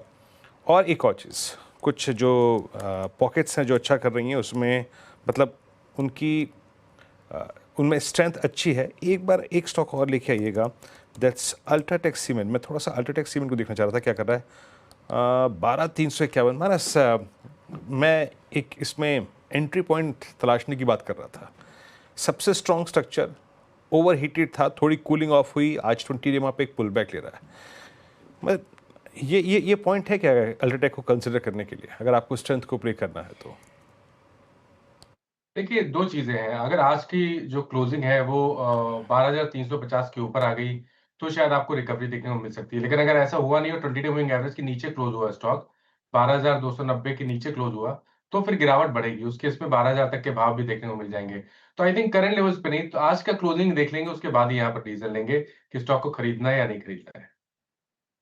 चलिए आगे बढ़ते हैं। अब कमज़ोर बाजार में भी चुनिंदा ऑटो शेयरों में अच्छी खरीदारी देखने को मिल रही है। दरअसल अमेरिका और ईयू के बीच डील होने की उम्मीद से शेयर रफ्तार में है। क्या है पूरी खबर, सुदर्शन से जानते हैं। सुदर्शन, गुड आफ्टरनून, बताइए। Good afternoon. सो अभी आज सुबह कुछ एक रिपोर्ट्स आया था, रॉयटर्स ने रिपोर्ट किया था, इवन फाइनेंशियल टाइम्स ने रिपोर्ट किया था कि बहुत जल्द ही यूनाइटेड स्टेट्स ऑफ अमेरिका और यूरोपियन यूनियन के बीच में ट्रेड डील हो सकती है। उसके कारण क्या होगा कि ट्रेड टैरिफ जो अभी अराउंड 27 to 30% उन्होंने प्रेसिडेंट ट्रंप ने बोला कि अगर जो अगस्त 1 तक नहीं होता है तो 30% टैरिफ इम्पोज करेंगे। लेकिन रिपोर्ट्स के अनुसार वो डील हो सकती है और उसमें ऑटो सेक्टर भी इन्वॉल्व किया जाएगा। उसके कारण अभी जो 27.5% टैरिफ है वो कम होकर 15% हो सकता है और वो पॉजिटिव होगा कुछ एक auto companies, specially Tata Motors के लिए। और ऑटो एंसिलरी कंपनीज की बात करें तो उसमें संवर्धना मदरसन, सोना BLW और भारत फोर्ज। तो टाटा मोटर्स के लिए क्यों पॉजिटिव है, तो आपको पता होगा US और UK के बीच में एग्रीमेंट हुआ था, उसके कारण जो टैरिफ था वो 10% हुआ था। तो वो बात रही UK की। लेकिन टाटा मोटर्स का एक प्लांट है स्लोवाकिया में, वहाँ से वो एक्सपोर्ट करते हैं हाई एंड लैंड रोवर। अगर जो ये EU के साथ डील नहीं होती है तो वहाँ पे टैरिफ 27.5% ही रहेगा। लेकिन अगर जो डील हो जाती है तो टैरिफ 15% होगा और ये टाटा मोटर्स के लिए पॉजिटिव होगा और ये हेल्प करेगा कंपनी को अपने एबिट मार्जिन और एबिटा मार्जिन जो JLR का उन्होंने दिया है वो अचीव करने में। और JLR का जो टोटल वॉल्यूम्स है वो almost 33% United states of America से आता है। अब आते हैं संवर्धना मदरसन। सो संवर्धना मदरसन को इनडायरेक्टली इम्पैक्ट होगा क्योंकि ये संवर्धना मदरसन सप्लाई करती है प्रोडक्ट्स वैसे मैक्सिको में और जर्मनी में। तो वो अगर जो डील होने के बाद उन कंपनीज को फ़ायदा होगा तो इनडायरेक्टली संवर्धना मदरसन को भी होगा। और ओवरऑल एक्सपोजर अगर जो संवर्धना मदरसन की बात करेंगे तो वो 6 to 7% है। सोना BLW का US कॉन्ट्रीब्यूशन अराउंड 43% है, तो उनके लिए भी पॉजिटिव होगा। और जहां तक रही भारत फोर्ज की बात, तो US एक्सपोर्ट जो टोटल रेवेन्यू का फॉर्म करता है वो है 35 to 40%। लेकिन अगर जो सारे कंपनीज की बात करेंगे सबसे जो बेस्ट प्लेस्ड है वो है टाटा मोटर्स और संवर्धना मदरसन। इसके कारण आप देखोगे संवर्धना मदरसन भी आज ऊपर है और even Tata Motors week session में भी ऊपर के साथ ट्रेड कर रही है। टाटा मोटर्स में अच्छे गेन, सुदर्शन, थैंक यू। और टाटा मोटर्स आज सुबह हमने डिस्कस भी किया था स्पॉटलाइट में भी। आशीष, आपके पोर्टफोलियो में कौन से ऑटो स्टॉक्स होंगे, ऑटो या ऑटो एंसिलरीज? जी, तो देखिए हमारे पास जो ऑटो स्पेस में है वो है महिंद्रा। हाँ, हमें पसंद भी आता है और हमें लगता है रूरल इकोनॉमी के पिकअप का भी एक अच्छा प्ले है। प्लस जिस तरह से EV में इनकी एक अच्छी प्रेजेंस है उसका भी बेनिफिट काफ़ी अच्छा नज़र आता है। तो ओवरऑल हमें लगता है कि महिंद्रा एक हमारी प्रेफर्ड बेट काफ़ी लंबे समय से रही है और यही स्टॉक हम पोर्टफोलियोज में भी इसको जगह दी है। हालांकि बीच बीच में हम कुछ टेक्टिकल बेट्स लेते हैं और वहाँ पर हमने कुछ समय पहले फोर्स मोटर्स के अंदर में पोजीशन ली थी जिसको हमने प्रॉफिट बुक हम कर चुके हैं। तो इस समय पे हमारे पास इसका एक्सपोजर नहीं है, बट अदरवाइज वो दूसरा स्टॉक था जिसके ऊपर हम काफी पॉजिटिव पोजीशन हमने रखी हुई थी बीच में। कि मीनवाइल एक बार कैनरा बैंक वापस लेकर आइए जरा, शानदार मूव यहाँ पर कैनरा बैंक में। अब इनफैक्ट F&O का टॉप गेनर ये 5.5% ऊपर इस समय ये स्टॉक ट्रेड करता हुआ। अब मानस क्या व्यू होगा इस पर? तो देखिए व्यू तो पॉजिटिव है क्योंकि स्टॉक ने अपने 10 और 22 मूविंग एवरेज को वापस रिगेन किया है और जितने भी PSU बैंकिंग नेम्स हैं वहां पर आपको अच्छा खासा बाइंग इंटरेस्ट देखेगा। और कैनरा बैंक सबसे बेहतर है क्योंकि स्टॉक ने अपने 10 और 22 मूविंग एवरेज को ब्रीच किया है। तो 118 रुपए तक के टारगेट्स पॉसिबल है और अगर अभी खरीदारी करनी है तो आपको 110 रुपए 50 पैसे के नीचे स्टॉप लॉस लगाना है। बैंक शानदार मूव नतीजों के बाद और स्टॉक्स की चर्चा भी कर रहे थे हम। कैनरा बैंक, इंडियन बैंक सभी में अच्छी खासी तेजी है। वर्टिकल राइज कैनरा बैंक देखिए 5.5% की तेजी के साथ कर रहा है कारोबार। चलिए अब आगे बढ़ते हैं और रिजल्ट्स की बात है। रिजल्ट्स इस तो रिजल्ट्स की बात करते हैं, लेकिन उससे पहले अगर आप देखें तो बाजार की नज़र जो है आज लंदन पर है, जहां आज भारत और UK के बीच फ्री ट्रेड एग्रीमेंट पर साइन होना है। हो सकते हैं ऐसा मानकर चल रहे हैं, लेकिन इसके लिए PM मोदी लंदन पहुंच चुके हैं और फ्री ट्रेड एग्रीमेंट से किन कंपनियों पर होगा असर, समझाने के लिए आशीष चतुर्वेदी मौजूद हैं। आशीष, बताइए। देखिए बहुत सालों से मच अवेटेड है जो कि अब फाइनली होने जा रहा है और इसके चलते अगर आप देखें तो दोनों देशों को बड़ा बेनिफिट आपको देखने को मिलेगा। एक तो भारत से 99% जो प्रोडक्ट्स यहाँ से एक्सपोर्ट होते हैं, सर्विसेज एक्सपोर्ट होती हैं, इनके लिए खुला बाजार हो जाएगा, ड्यूटी फ्री मार्केट होगा। और सिमिलरली अगर आप देखें तो यूके जो माल हमें सप्लाई करता है, इसमें करीब 90% प्रोडक्ट ऐसे होंगे जहाँ पर ड्यूटी नहीं लगेगी। और ऐसा नहीं कि इससे सिर्फ भारत को ही फायदा होगा, यूके की अर्थव्यवस्था, यूके की जो इकोनॉमी है, इसमें आपको 2040 तक $6.5 बिलियन का बड़ा एडिशन आपको देखने को मिल सकता है। तो ये दोनों देशों के लिए बड़ा विन विन सिचुएशन बन रही है। अब सीधे आते हैं सेक्टर्स पर। तो सबसे पहले अगर आप देखें तो लिकर स्पेस पर सबकी नजरें हैं और लिकर में भी बड़ा बेनिफिशियरी है यूनाइटेड स्पिरिट्स। अब क्या बात है कि स्कॉच, विस्की, जिन, इन पर जो इंपोर्ट ड्यूटी है वो पहले 150% थी, जो कि घटकर 75 हो जाएगी। लेकिन सिर्फ ये यहीं नहीं रुकेगी, अगले 10 साल बाद अगर आप देखें तो 75% की ड्यूटी फर्दर घटकर 40% हो जाएगी। तो इससे यूके को भी बड़ा फायदा देखने को मिलेगा। सिमिलरली अगर आप देखें तो ऑटो और ऑटो एंसिलरी, यहाँ पर भी आपको नजर रखनी है, क्योंकि 100% इंपोर्ट होती थी जो ड्यूटी लगती थी इंपोर्टेड गाड़ियों पे, और अब वो 10% ही रह जाएगी। तो JLR की गाड़ियां बड़ी सस्ती हो जाएंगी। साथ में ऑटो एंसिलरी जिनका कारोबार यूके में है, यानी संवर्धन मदरसन, सोना BLW, भारत फोर्ज, इन स्टॉक्स को भी आप लंबे समय के लिए रडार पर रख सकते हैं। टेक्सटाइल स्पेस बड़ा बेनिफिशियरी बताया जा रहा है। ऑलरेडी अगर आप देखें तो चाहे यूरोप हो, यूके हो, US हो, भारतीय टेक्सटाइल कंपनी बड़ी मात्रा में एक्सपोर्ट करती हैं। पहले 12% का टैरिफ लगता था, अब ये टैरिफ हट जाएगा। और इसी के चलते अगर आप देखें तो KPR mills, Gokuldas exports, Welspun living और अरविंद, ये स्टॉक आपके रडार पर रहेंगे। इंजीनियरिंग सेक्टर को भी बड़ा फायदा है, 18% के टैरिफ्स खत्म हो जाएंगे और इसी के चलते 5 साल में मार्केट एक्सपोर्ट का जो है भारत से जो यूके में एक्सपोर्ट होता है डबल हो जाएगा, $7.5 बिलियन के करीब यहाँ पर पड़ जाएगा। साथ में अगर आप देखें तो IT सर्विसेज, क्योंकि 5 साल में 60,000 नए जॉब रोल्स आएंगे, तो आप TCS, Coforge, Wipro, tech Mahindra, HCL tech सभी को रडार पर रखेंगे। फार्मा स्पेस के लिए भी बता रहे हैं कि रेगुलेटरी ईजिंग का बेनिफिट है, तो सभी प्रमुख फार्मा कंपनीज आपके रडार पर रहेंगी। और साथ में अगर आप देखें तो जेम्स, ज्वेलरी, लेदर, इन सेक्टर्स पर भी 4 से लेकर 16% की अलग अलग टैरिफ्स लगते थे, अभी बिल्कुल जीरो हो जाएंगे। तो टाइटन, बाटा और रिलैक्सो, ये स्टॉक्स भी आपको रडार पर रहेंगे। दोनों देशों के लिए बड़ा विन विन है। शुक्रिया आशीष। दोनों देशों के लिए बड़ा विन विन इस समय, ये जो भारत यूके का फ्री ट्रेड एग्रीमेंट हुआ है उसकी वजह से। गाबा सर हैं क्या? गाबा सर मर्सिडीज निकाल के जैगवार के बारे में सोचेंगे? नहीं, बिल्कुल नहीं, मेरे पास पार्किंग स्पेस है ही नहीं। बिल्कुल सेम साइज की है जैगवार दो। नहीं, बिल्कुल नहीं। मैंने परसों एक बहुत अच्छी मर्सिडीज देखी, छोटी वाली EV, बहुत अच्छी देखी परसों।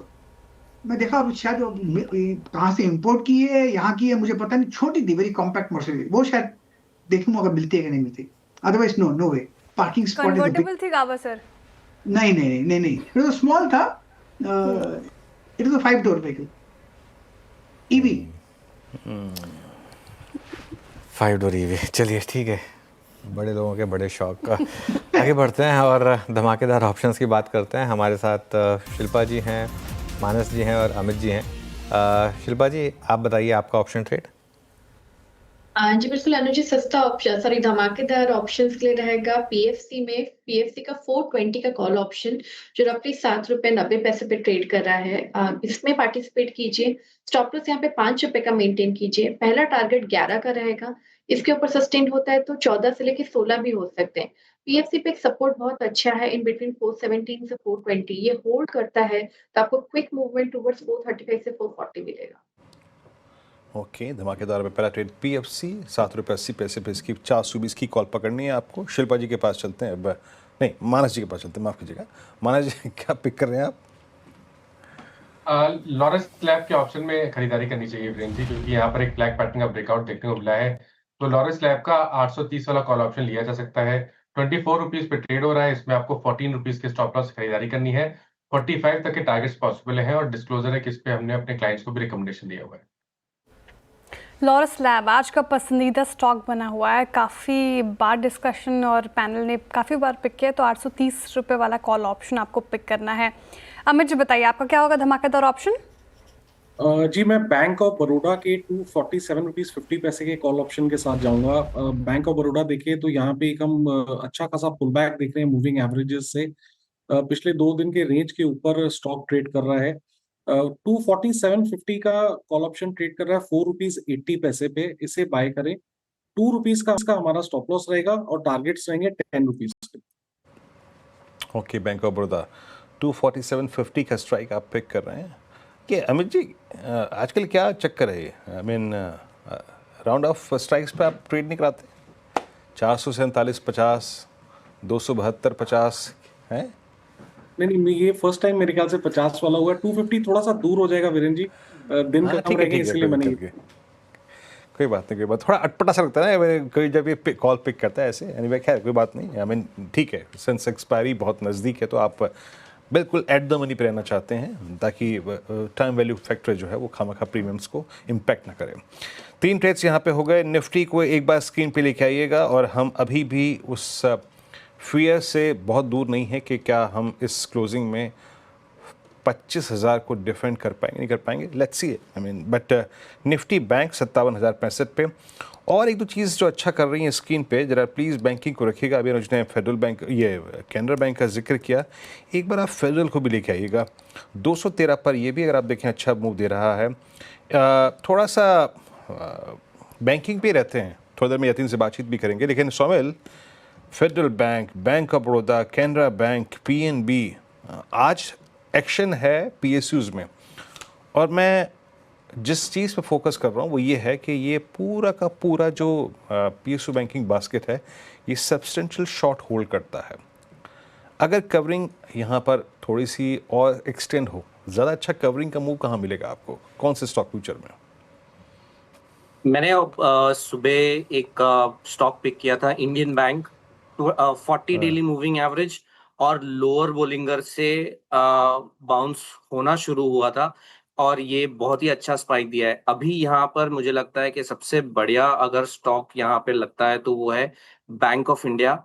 एग्जैक्टली 200 डेली मूविंग एवरेज पर है और लोअर बोलिंगर पे सपोर्ट ले रहा है। बहुत अच्छा मोमेंटम है, 1% की गेन्स है। मुझे लगता है कि यहाँ से यहाँ पर बहुत ही अच्छा मोमेंटम बन सकता है।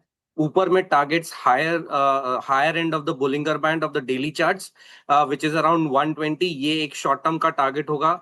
उसके ऊपर अगर ये निकला है तो फिर ये जो प्रीवियस स्विंग हाइज है उसके ऊपर जा सकता है which is above 130 levels. Okay, चलिए अब आगे बढ़ते हैं। और आज one of the top gainers Canara bank, शानदार मूव है यहाँ पर। मैं नंबर्स देख रहा था, मुझे कुछ प्राइमा फेस ऐसा दिखा नहीं जैसे 5% ऊपर होना चाहिए, लेकिन फिर भी यतीन से पूछ लेते हैं, शायद उन्होंने देखा कुछ ऐसा। यतीन, क्यों है 5% ऊपर? तो 2-3 चीज़ें हैं। सबसे पहले तो अगर आप एफएनओ का डेटा देखें तो 3-4 दिन से यहाँ शॉर्ट बिल्डअप था, तो शायद एक शॉर्ट कवरिंग का मूड काउंटर में बन रहा है, लेकिन अर्निंग्स भी ऐसी कोई ख़राब नहीं है। अगर हम नंबर्स की बात करें तो नेट इंटरेस्ट इनकम बिल्कुल फ्लैट आई है 9,000 करोड़ रुपए के आसपास, क्योंकि जो ओवरऑल रिकैलिब्रेशन हुआ है इंटरेस्ट रेट्स का उसके वजह से चेंजेस हो रहे हैं। मुनाफे में 22% की ग्रोथ है, क्योंकि प्रोविजनिंग, अपग्रेडेशन और कलेक्शंस इस टाइम बेटर हुए हैं कंपनी के। ग्रॉस एनपीए, नेट एनपीए में भी काफ़ी अच्छा सुधार है। इनफैक्ट ग्रॉस एनपीएज में आपको लगभग 24 बिप्स का जो है बेटरमेंट देखने को मिल रहा है, और नेट एनपीए में भी आपको अच्छी खासी तरीके से सुधार देखने को मिल रहा है। और कंपनी के जो स्लिपेज रेशियोज हैं पिछले क्वार्टर के मुकाबले कम आए हैं।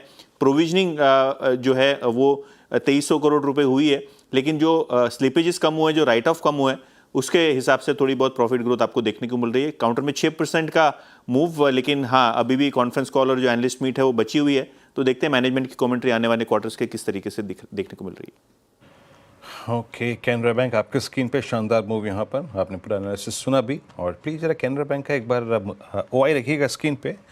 कैनरा बैंक ये वो स्टॉक है जो मेरे ख्याल से 16 जुलाई को इसने एक टॉप क्रिएट किया था। उसके बाद इतनी शॉर्टिंग हुई, मैं जितनी शॉर्टिंग हुई कह रहा हूँ ना, वो आप नीचे आउटस्टैंडिंग ओआई में हुए चेंज से आप उसका अंदाज़ा लगा सकते हैं ये क्यों 5% ऊपर है। 47 लाख शेयर शेड हो गए ओपन इंटरेस्ट में। चलिए अभी काम करते हैं। 52 4 का चौका यहाँ पर रखते हैं आपके स्क्रीन पे, और पहला ट्रेड आएगा शिल्पा जी की सोचने से सस्ता ऑप्शन, सोमिल मेहता जी पिक करेंगे अपने सुपरस्टार, मानस जी 4 का चमत्कार, और साथ ही साथ आशीष चतुर्मोता आज का मिड कैप फंडा। शिल्पा जी क्या पिक करें आप ऑप्शंस में आज?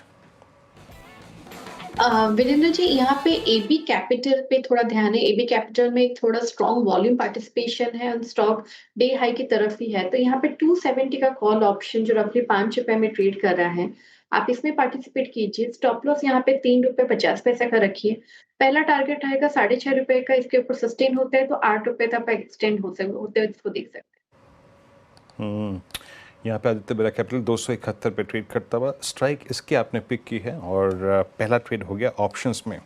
अब दूसरा ट्रेड पिक करते हैं सौमिल जी से, आज का एफएनओ सुपरस्टार। सौमिल जी क्या पिक कर रहे हैं आप? मैं पिक कर रहा हूँ पीआई इंडस्ट्रीज। पीआई इंडस्ट्रीज में 40 डेली मूविंग एवरेज पर और लोअर बॉलिंगर पे सपोर्ट लेकर फिर से एक पॉजिटिव मोमेंटम शुरू किया है। मुझे लगता है यहाँ से जो पूरा कंसोलिडेशन हमने देखा है लास्ट 2-3 हफ्तों में, ये पूरा कंसोलिडेशन ऊपर की तरफ टूटेगा। स्टॉप लॉस होगा 4060 और टारगेट ऊपर में होगा 4250 for short term. PI Industries F N O superstar के लिए जुलाई फ्यूचर में खरीदारी करनी है, ये आती हुई पिक सोमिल जी की तरफ से। बताइए चार्ट का चमत्कार क्या होगा मानस जी? देखिए, डिक्सन पे खरीदारी करने की राय रहेगी। कल ही हमने यहाँ पर एक ब्रेकआउट देखा था, आज वापस लोअर लेवल पे बाइंग इंटरेस्ट देखने को मिला है, तो डिक्सन पे करंट लेवल्स पे खरीदारी करनी है। 16,600 का स्टॉप लॉस लगा लेंगे और 17,200 के टारगेट सेट करेंगे।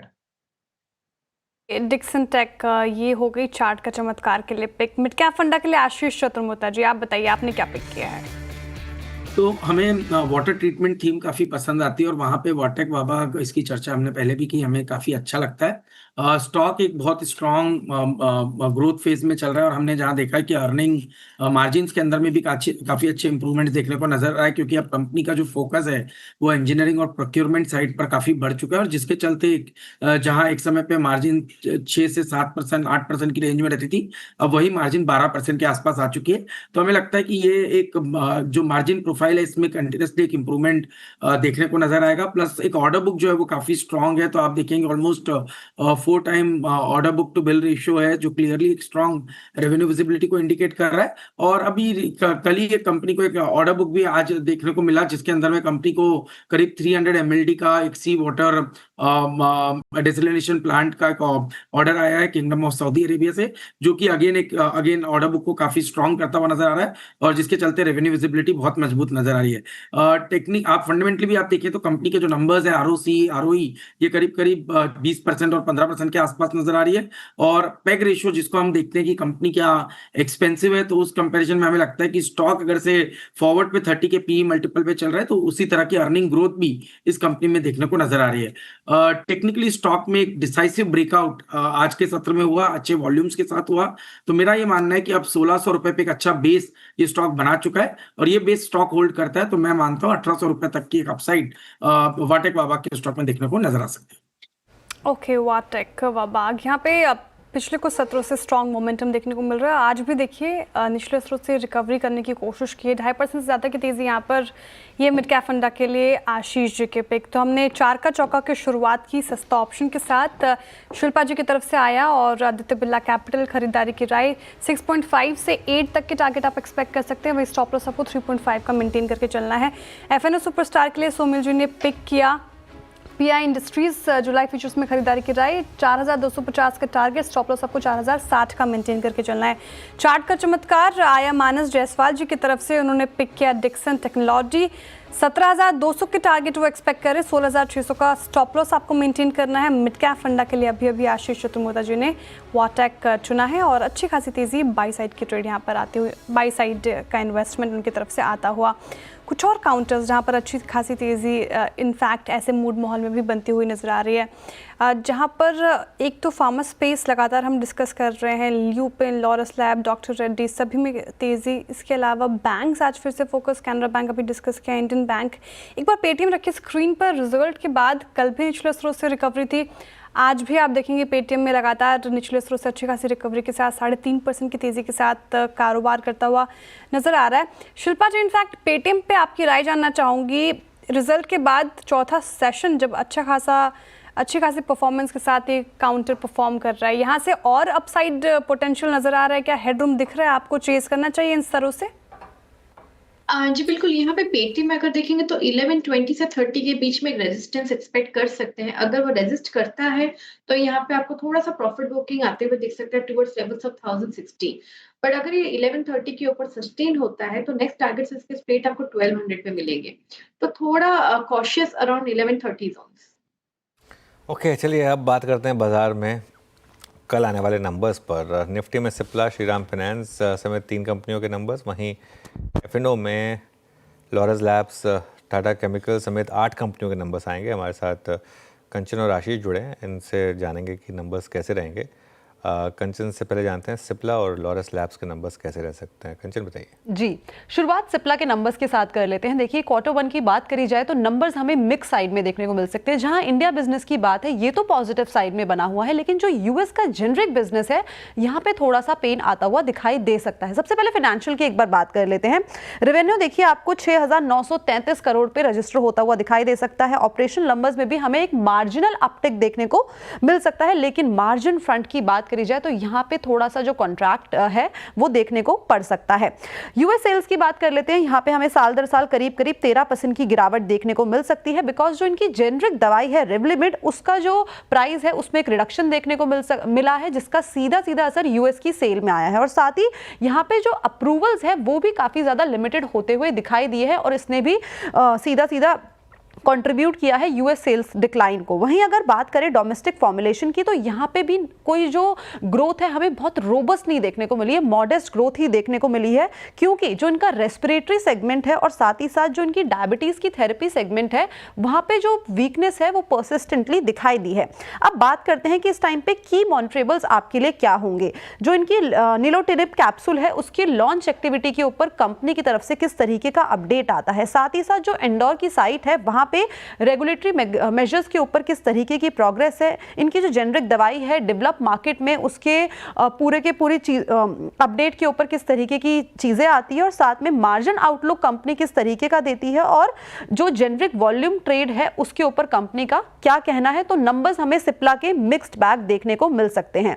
वहीं अगर लॉरस लैब के नंबर्स की बात करी जाए तो देखिए नंबर्स यहाँ पे हमें काफी शानदार देखने को मिलेंगे। शानदार नंबर के सबसे पीछे का सबसे पहला जो कारण है, क्योंकि पिछले साल हमने सेम क्वार्टर में देखा था जो बेस था वो काफी ज्यादा लो था, बिकॉज जो दवाइयों के प्राइस थे उसमें काफी ज्यादा डिस्ट्रप्शन देखने को मिला था।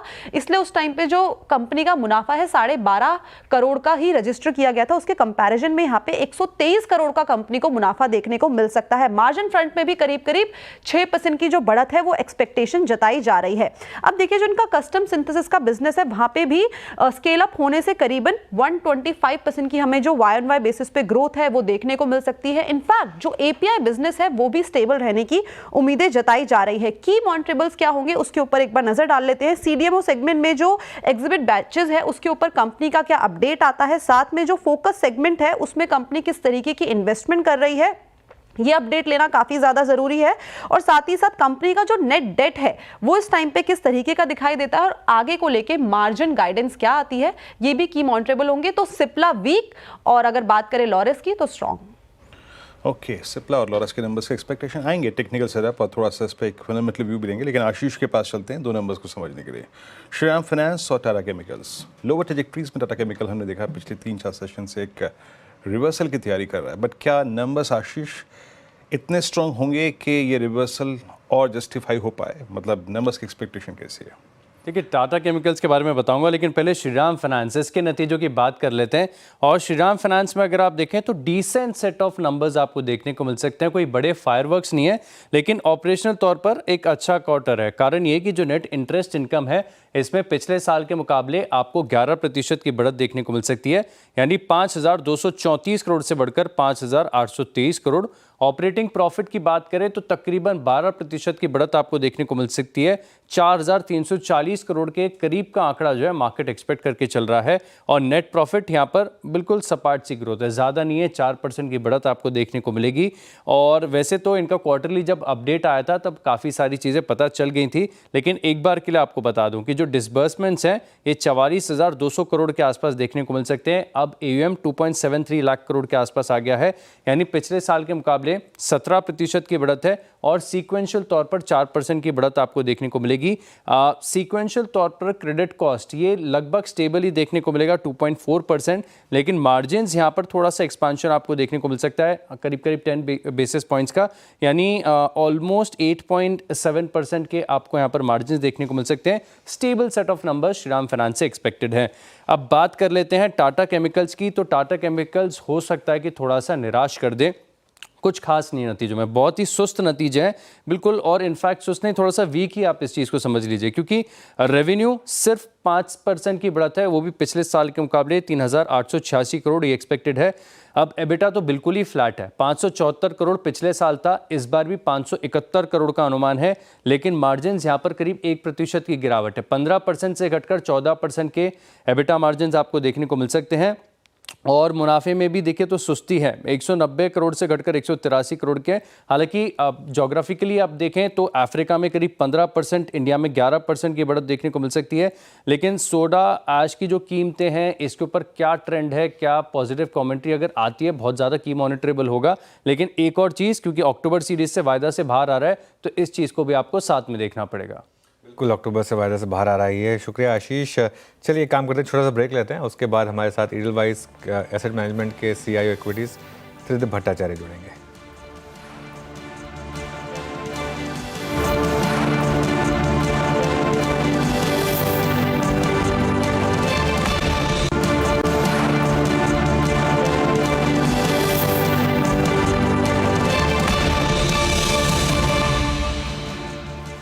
चलिए, बड़ी ब्रेकिंग न्यूज़, फाइनली वो भारत और UK का FTA साइन हो गया। काफ़ी समय से हम बात कर रहे थे, अब ऑफिशियल उस पर साइन हो गया है, तो वो अब ऑफिशियल होता हुआ भारत और UK के बीच में FTA पर साइन होते हुए, तो एक बड़ी ट्रेड डील फाइनली होती हुई UK के साथ। हाँ, US वाले भी पेंडिंग है, वो भी हो जानी चाहिए।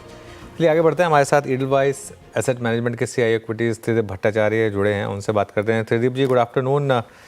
क्या लग रहा है इस बार भी अर्निंग सीजन देखकर कि फिर वही एक्सपेक्टेशन लेकर गए, लेकिन फिर वही प्रॉब्लम कि नहीं इस बार नहीं, शायद अगले क्वार्टर, और इसका मार्केट पर क्या इम्पैक्ट होगा आप?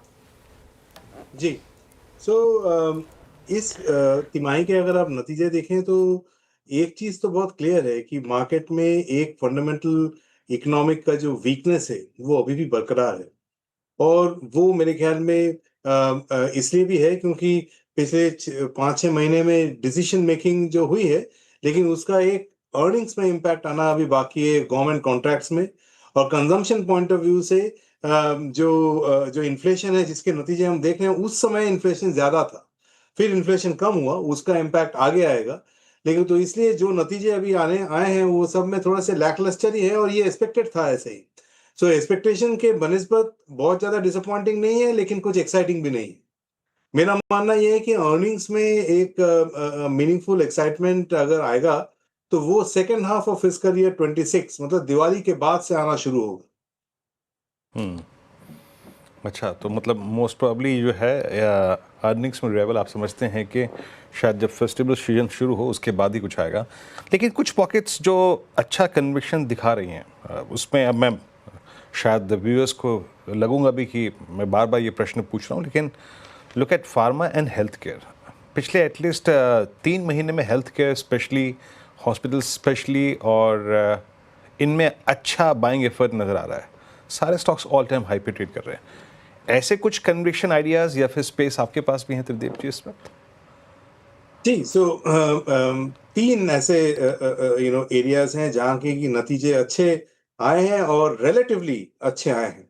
एक मैं कहूँगा हॉस्पिटल्स, जो आपने कहा, ये हमारे पोर्टफोलियोज में अच्छा खासा ओवरवेट है इसमें।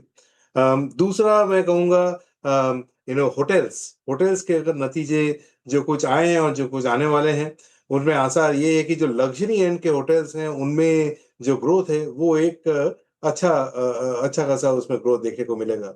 और तीसरा ब्रॉडली स्पीकिंग कैपिटल मार्केट्स के जो नतीजे हैं वो भी ठीक ठाक रहेंगे।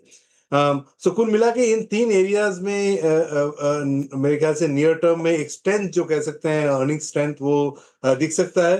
केमिकल्स एक तीसरा एरिया है जो कि मैं ब्रॉड बेस्ड तरीके से नहीं कहूंगा, लेकिन जो सम स्पेसिफिक एरियाज केमिकल्स के बीच में ऐसे फ्लोरिनेशन ड्रिवन कंपनीज हुए, उनमें नतीजे अच्छे आने के आसार हैं। बट कुल मिला के ये जो है ये मार्केट्स के छोटे निश सेगमेंट्स हैं जहां की अर्निंग्स का मोमेंटम कह लीजिए या रिजल्ट्स जो है पॉजिटिव रहे।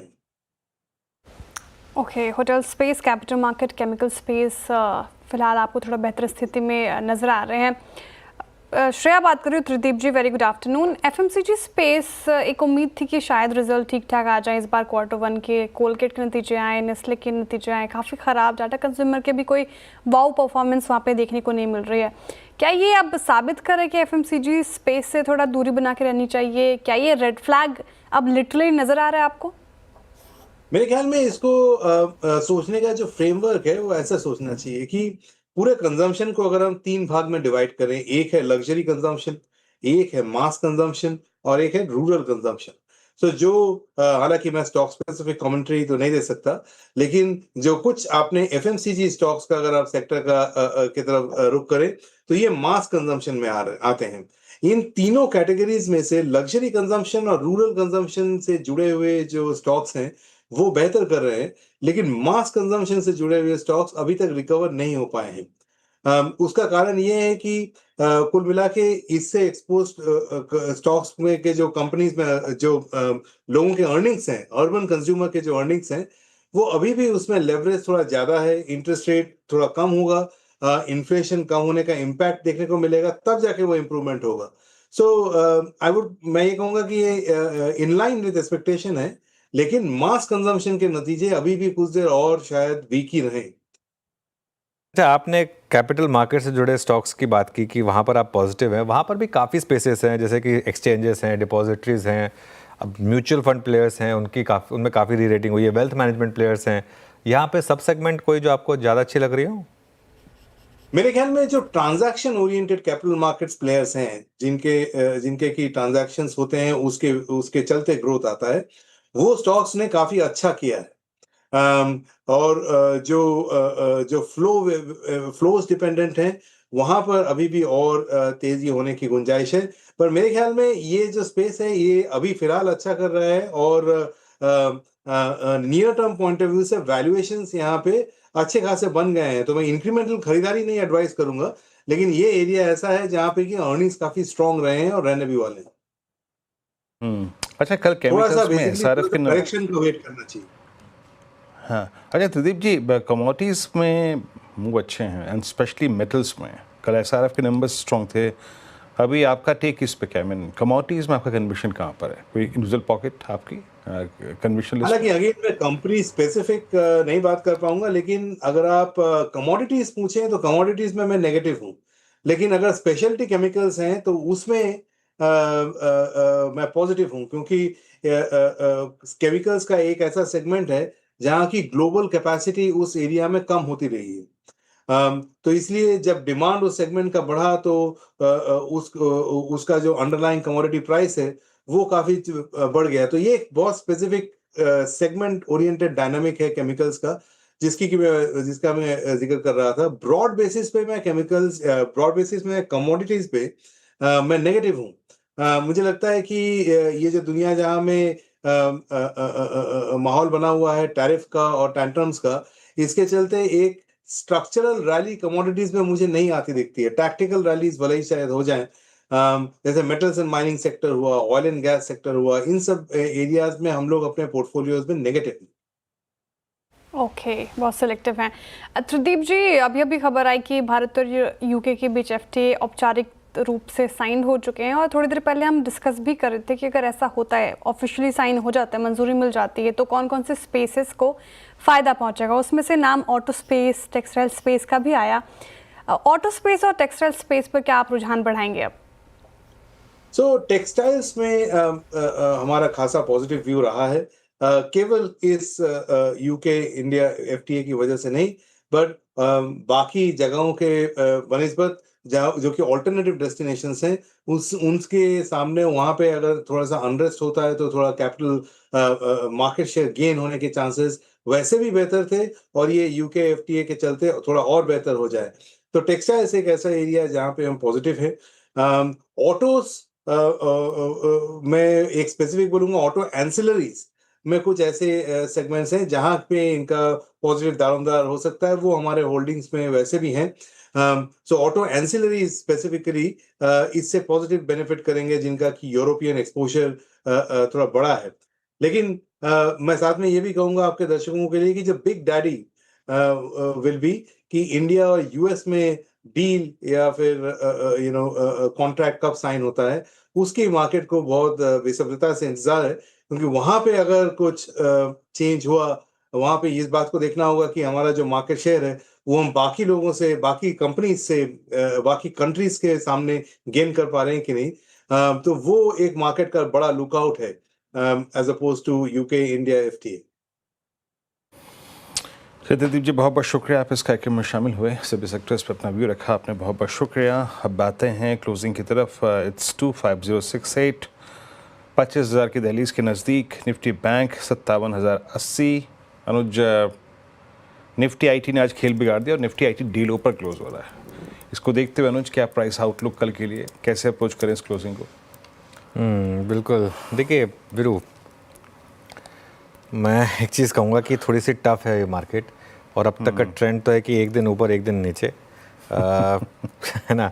और मंडे ऊपर था, ट्यूसडे नीचे, वेंसडे ऊपर, थर्सडे नीचे, एक्सपायरी वाले दिन नीचे, नॉन एक्सपायरी वाले दिन ऊपर। Let's see.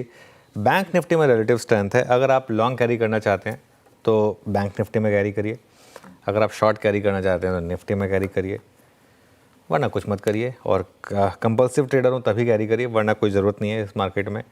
बहुत टफ मार्केट है ये, सच बताऊँ ना मैं आपको, even best of the best को पैसा बनाना मुश्किल हो रहा है इस मार्केट में। तो इसके लिए थोड़ा सा केयरफुल रहकर ही ट्रेड करें तो बेटर रहेगा मेरे ख्याल से। अवॉइड कीजिए, वाकई अनप्रेडिक्टेबल मार्केट है, और उसी छोटी सी रेंज में मतलब घूमता हुआ ये इंडेक्स। स्टॉक स्पेसिफिक एक्शन भी आप चलिए काम करते हैं, जो है वो थोड़ा टफ है, बट स्टिल पिक करते हैं। मानस, कल के लिए क्या कैरी करेंगे आप? देखिए, कल के लिए इंडियन बैंक के फ्यूचर में खरीदारी करने की राय रहेगी। अगर आप इंडियन बैंक के चार्ट देखेंगे तो यहाँ पर स्टॉक ने 28 टेन डे मूविंग एवरेज को रिगेन किया है, 645 के रेजिस्टेंस के ऊपर निकला है, तो इसके फ्यूचर में खरीदारी करेंगे। करंट प्राइस चल रहा है 652 के। स्टॉप लॉस लगाएंगे इसके 634 के स्टॉप लॉस से खरीदारी करेंगे, और 685 685 रुपए की टारगेट सेट करेंगे। डिस्क्लोजर है कि इस पे हमने अपने क्लाइंट्स को भी रिकमेंडेशन दिया हुआ है। इंडियन बैंक शानदार क्लोजिंग की तरफ बढ़ता हुआ, बताइएगा बस सर, आप क्या पिक करेंगे? Good evening to you Shreya. Stock का नाम है सिप्ला। सिप्ला 1488 के आसपास ट्रेड कर रहा है। मेरे ख्याल से स्टॉक होना चाहिए 1482 का, 6 rupees approximately. Near term target 1500। तो ये सिप्ला पॉसिबल है कि एक अपमूव मिल सकता है। सिप्ला, शिल्पा जी आप क्या कैरी कर रही हैं कल के लिए? अनुज जी, मैं यहाँ पे आरईसी के साथ ही जाना चाहूंगी, जो मेरा फर्स्ट कॉल था। अभी भी लेवल्स इंटैक्ट है, पर यहाँ पे एक अच्छे रिस्क रिवॉर्ड फेवरेबल ट्रेड है, तो 400 का स्टॉप लॉस मेंटेन कीजिए and look for targets of 415 से 423। सौमिल, आप क्या कैरी करेंगे? मेरा ट्रेड होगा जो हमने डिस्कस किया बैंक ऑफ इंडिया पर। बैंक ऑफ इंडिया में 200 डेली मूविंग एवरेज पे सपोर्ट लेके फिर से एक पॉजिटिव मोमेंटम गेन किया है। पीएसयू बैंकिंग बहुत ही अच्छा लग रहा है। स्टॉप लॉस होगा 112 और ऊपर में टारगेट होगा 122।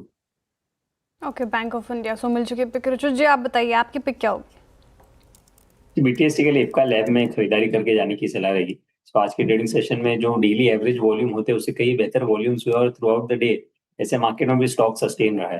सो आई थिंक यहाँ पे एक मोमेंटम कल कंटिन्यू रहना चाहिए। तो 1520 के नीचे स्टॉप लॉस रख के खरीदारी करके गए 1580 के टारगेट्स के लिए। ओके अमित जी, आप बताइए आपका ट्रेड। जी अनुज जी, मैं बैंक ऑफ बड़ौदा के साथ जाऊंगा। लगभग 247 का इसका प्राइस है। यहाँ पे एक अच्छा मूव हम देख रहे हैं इनिशियल पुल बैक के बाद। वॉल्यूम्स भी काफी स्ट्रॉन्ग है, इसे बाय करें। 243 का स्टॉप लॉस रहेगा और टारगेट्स रहेंगे 255 रुपीज के। Okay, Bank of Baroda Amit ji के पिक। तो अभी यहाँ पे सारी ट्रेड्स हो गए पूरी। अब डीलिंग रूम चेक लेते हैं, कौन से स्टॉक्स पर डीलर्स बेट लगा रहे हैं, बताइए जी। तो सीजी पावर कुछ समय पहले ही नंबर्स आए, नंबर्स के बाद स्टॉक में एक फ्लैट रिएक्शन है। हालांकि अगर हम ऑर्डर बुक की बात करें तो ऑर्डर इनटेक इस क्वार्टर 62% बढ़ता हुआ नजर पड़ रहा है और पावर ग्रिड का जो 765 केवी ट्रांसफार्मर ऑर्डर है उसके कारण एक बड़ा बम्प अप आपको दिखाई दे रहा है। डीलर्स का मानना ये है कि यहाँ बीटीएसटी का ट्रेड लिया जा सकता है 15 से 20 रुपए के अपटिक के लिए, तो ये काउंटर है डीलर्स के रेडार पे। इसके अलावा यूनियन बैंक और आज जनरली हम देख रहे हैं कि जो पीएसयू बैंक से छोटी मझौली, यहाँ खरीदारी का मूड माहौल है। ओपन इंटरेस्ट 2% बढ़ा है और डीलर्स के हिसाब से यहाँ 140-148 तक के लेवल्स देखने को मिल सकते हैं और आखिर के आधे घंटे में यूनियन बैंक में अच्छा प्राइस एंड वॉल्यूम एक्शन भी देखने को मिल रहा है। ओके, यूनियन बैंक, पीएसयू बैंकों में अच्छा मोमेंटम है। बीरू के पास चलते हैं। आज की मार्केट ब्रेथ के लिए खराब ही रही होगी आज बीरू? बिल्कुल अनुज, खराब रही है ब्रेथ और थोड़ा बहुत बचा लिया बैंक निफ्टी ने। अदरवाइज इनफैक्ट बैंक निफ्टी ने और फार्मा ने, अदरवाइज काफ़ी प्राइस डैमेज था आज। लॉन्ग शॉर्ट, लॉन्ग अनवाइंडिंग और शॉर्ट कवरिंग के स्टैट्स आपकी स्क्रीन पे हैं। It's 35 long only. Look at short 106 और 59 में अगर आप देखें लॉन्ग अनवाइंडिंग और 29 में शॉर्ट कवरिंग। तो नो डाउट आज बेयर्स की तरफ या फिर कमजोरी की तरफ झुकाव था। इंडियन बैंक आज strong move, some of the Motherson Eternal ने एक बार फिर से आज तेजी दिखाई। पेटीएम, जेएसपीएल, इन सभी काउंटर्स ने अपनी तरफ लॉन्ग यानी तेजी के सौदे खींचे। कैनरा बैंक में शॉर्ट कवरिंग थी पूरा का पूरा। अगर आप देखें तो ये बास्केट शॉर्ट कवरिंग विटनेस करता हुआ। फोर्टिस ऑल टाइम हाई पे क्लोज। सुप्रीम इंडस्ट्रीज में शॉर्टिंग थी। डॉक्टर एडीज और आर्थी इंडस्ट्रीज केमिकल बास्केट में कुछ शॉर्ट कवर लेके गया अपने साथ। शॉर्ट कवरिंग देखने को मिली यहाँ पर। आईएक्स और आज न्यूज़ फ्लो का इम्पैक्ट था इस पर भयंकर। अगर आप देखें तो शॉर्टिंग यहाँ पर और अपने करियर के लोस पर आ गया ऑलमोस्ट ये। बाकी Coforge persistent, numbers impact, Nestle numbers impact और ट्रेंड आपकी स्क्रीन पे 4% सिंक हुआ आज और यहाँ पे शॉर्ट बने। और जहाँ तक लॉन्ग अनवाइंडिंग है श्रीराम फाइनेंस पे नंबर से पहले। प्रेस्टीज स्टेट्स एक बार फिर से यहाँ पे प्रॉफिट टेकिंग हुई। कल भी क्रैक हुआ था Inox Wind, Birlasoft, Titagarh rail system, इन सभी काउंटर्स में आज काफ़ी अगर आप देखें तो लॉन्ग अनवाइंडिंग हुई यानी प्रॉफिट्स जो थे वो कैश में कन्वर्ट करे गए। प्रकाश सर, आपने सुबह एक कॉल ली थी मजगांव डॉक, मेरे ख्याल से मुझे याद है। ये क्लोज तो ठीक दे रहा है ना मजगांव डॉक? अगर किसी के पास मतलब वो ट्रेड अभी भी कमिटेड है, कैरी करना चाहिए? हाँ जी, बिल्कुल करना चाहिए। उसका रीजन ये है, जो करेक्शन आया वो 3-वे करेक्शन था और ये करेक्शन था और इतना करेक्ट हो गया, यहीं से एक जगह अच्छी है बाउंस करने की अगर करनी है तो हमने सुबह सिलेक्ट किया था वो उसी बेसिस पर और इनिशियल बाय सिग्नल मिला है। एग्रेसिव कॉल है मजगांव डॉक। सिर्फ कॉल है मजगांव डॉक की। चलिए बैन अपडेट बताते हैं आपको। और बैन से एक स्टॉक एग्जिट शायद हो, बंधन बैंक का क्लोज टू 80% पोजीशन, 81% के करीब है, तो बॉर्डर लाइन केस रहेगा ये, तो इस पर थोड़ा सा आप ध्यान रखें। ये एक स्टॉक होगा जो हमारे रेडार पर रहेगा। एसबीआई लाइफ के नंबर्स आ रहे हैं। प्रॉफिट बढ़कर 520 करोड़ से बढ़कर 594 करोड़ पर आया, तो ये पहला नंबर एसबीआई लाइफ का ठीक ठाक लग रहा है नंबर। वैसे भी इंश्योरेंस कंपनीज के नंबर्स ठीक ठाक ही आए हैं, तो ये पहला नंबर इस समय एसबीआई लाइफ की तरफ से आता हुआ। अब कुछ बम्प अप आ रहा है स्टॉक में। अमित जी, टेक्निकली कोई व्यूज़ पर एसबीआई लाइफ? जी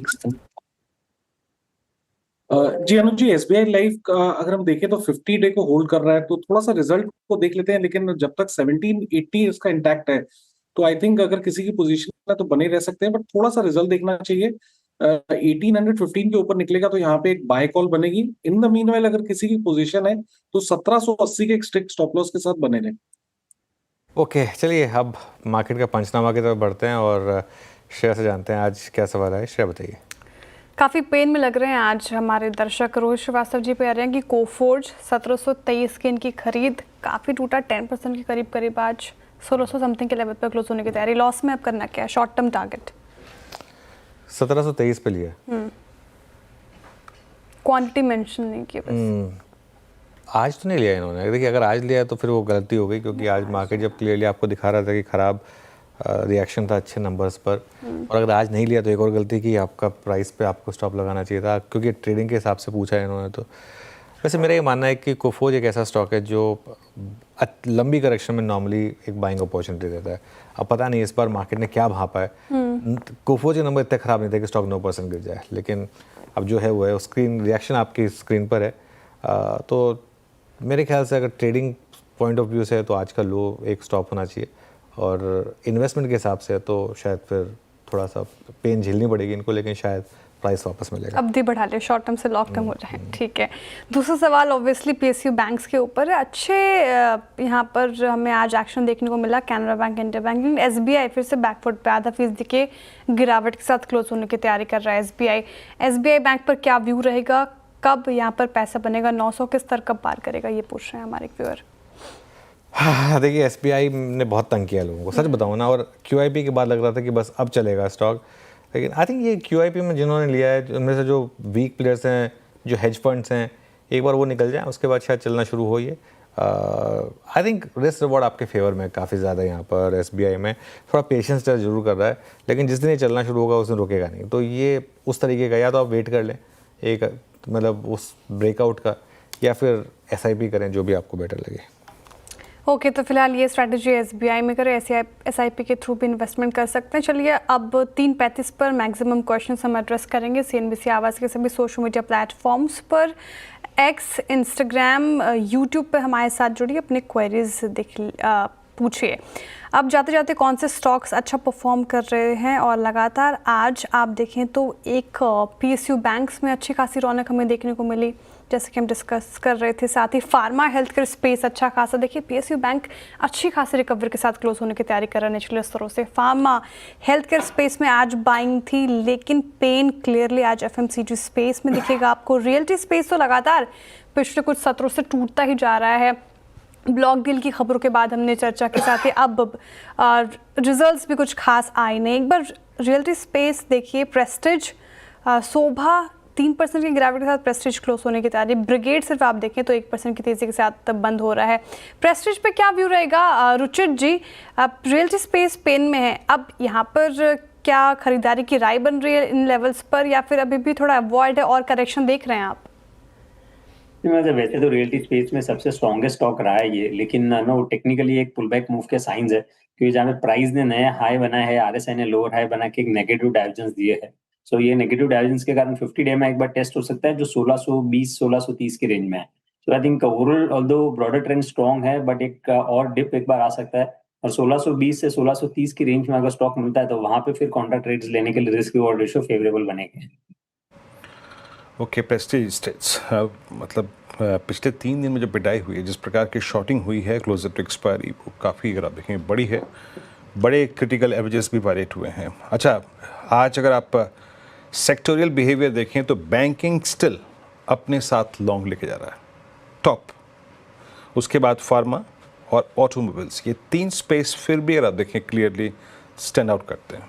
और सबसे बड़ा price damage power, no doubt about that, कि आईएक्स का इम्पैक्ट वहाँ पर है, तो वो शायद अकेले ही धकेल रहा है। बाकी इन्फोसिस, बाकी पर्सिस्टेंट, बाकी कोफोज, टेक्नोलॉजी अगर आप देखें तो दूसरे पायदान पे, उसके बाद टेक्सटाइल, एफएमसीजी में आज डेंट पड़ा, एक दिन हो गया ये आपका कोलगेट, आज इशू हो गया नेस्ले का, तो ये तीसरा, और रियलिटी, ये 4 बास्केट सबसे कमज़ोर थी।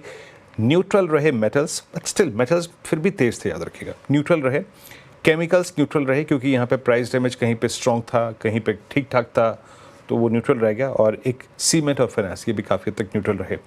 और 1-2 स्टॉक्स रखता हूँ आपकी स्क्रीन पे, मतलब जहाँ पे आज शॉर्ट कवरिंग के सहारे तेज़ी आई। पहला स्टॉक रखता हूँ आप, 1 सेकेंड, यहाँ पे थोड़ा सा स्टैट्स को सॉर्ट आउट कर लूँ। यहाँ पर यस, शॉर्ट कवरिंग कहाँ पे थी?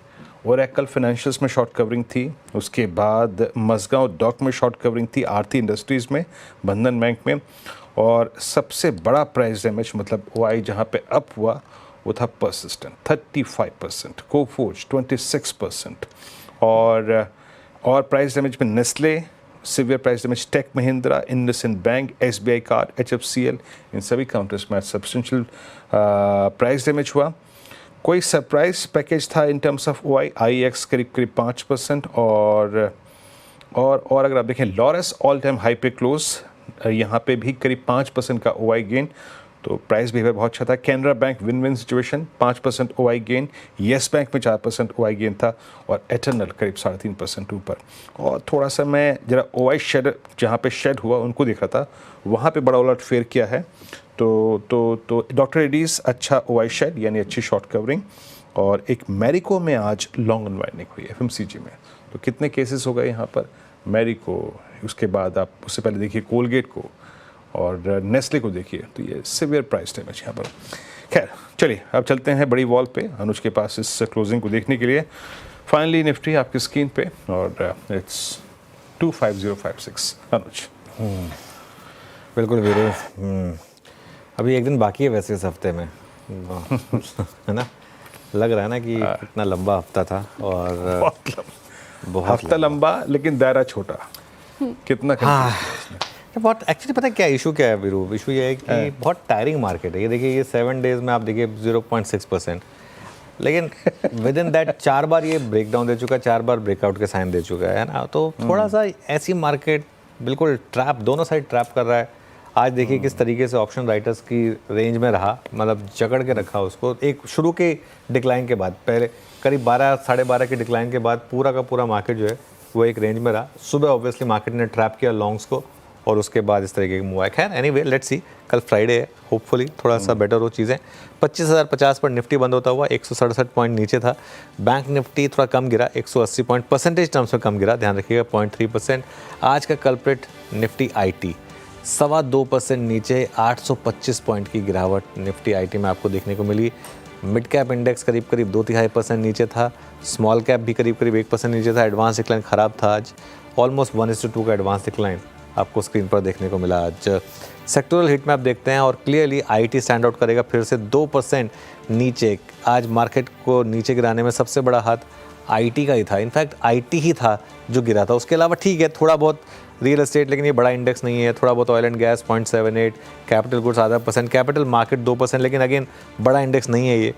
और ऐसा नहीं है कि सभी इंडेक्स गिरे, कुछ चले भी। फार्मा 0.5% चला, मेटल्स में हल्की सी बाइंग आई, PSU बैंकों में हल्की सी बाइंग थी, लेकिन कुल मिलाकर ओवरऑल मार्केट जो है वो नीचे ही था। चलिए अब निफ्टी का हीट मैप देखते हैं। सबसे नीचे नेस्ले नंबर के बाद 6% नीचे था। ट्रेंट में गिरावट आई, ट्रेंट करीब 4% नीचे, श्रीराम फाइनेंस 3% नीचे, सॉरी रिलायंस। ये देखिए रिलायंस एक और स्टॉक है जो काफ़ी दिनों से प्रेशर डाल रहा है, नंबर्स के बाद से लगातार ये स्टॉक गिर रहा है, 1.5% नीचे था। Hero, Infosys, Kotak, HCL tech, Bajaj auto, ITC, TCS, ये कुछ और स्टॉक्स थे। एक्सिस बैंक जहाँ पर आज गिरावट थी।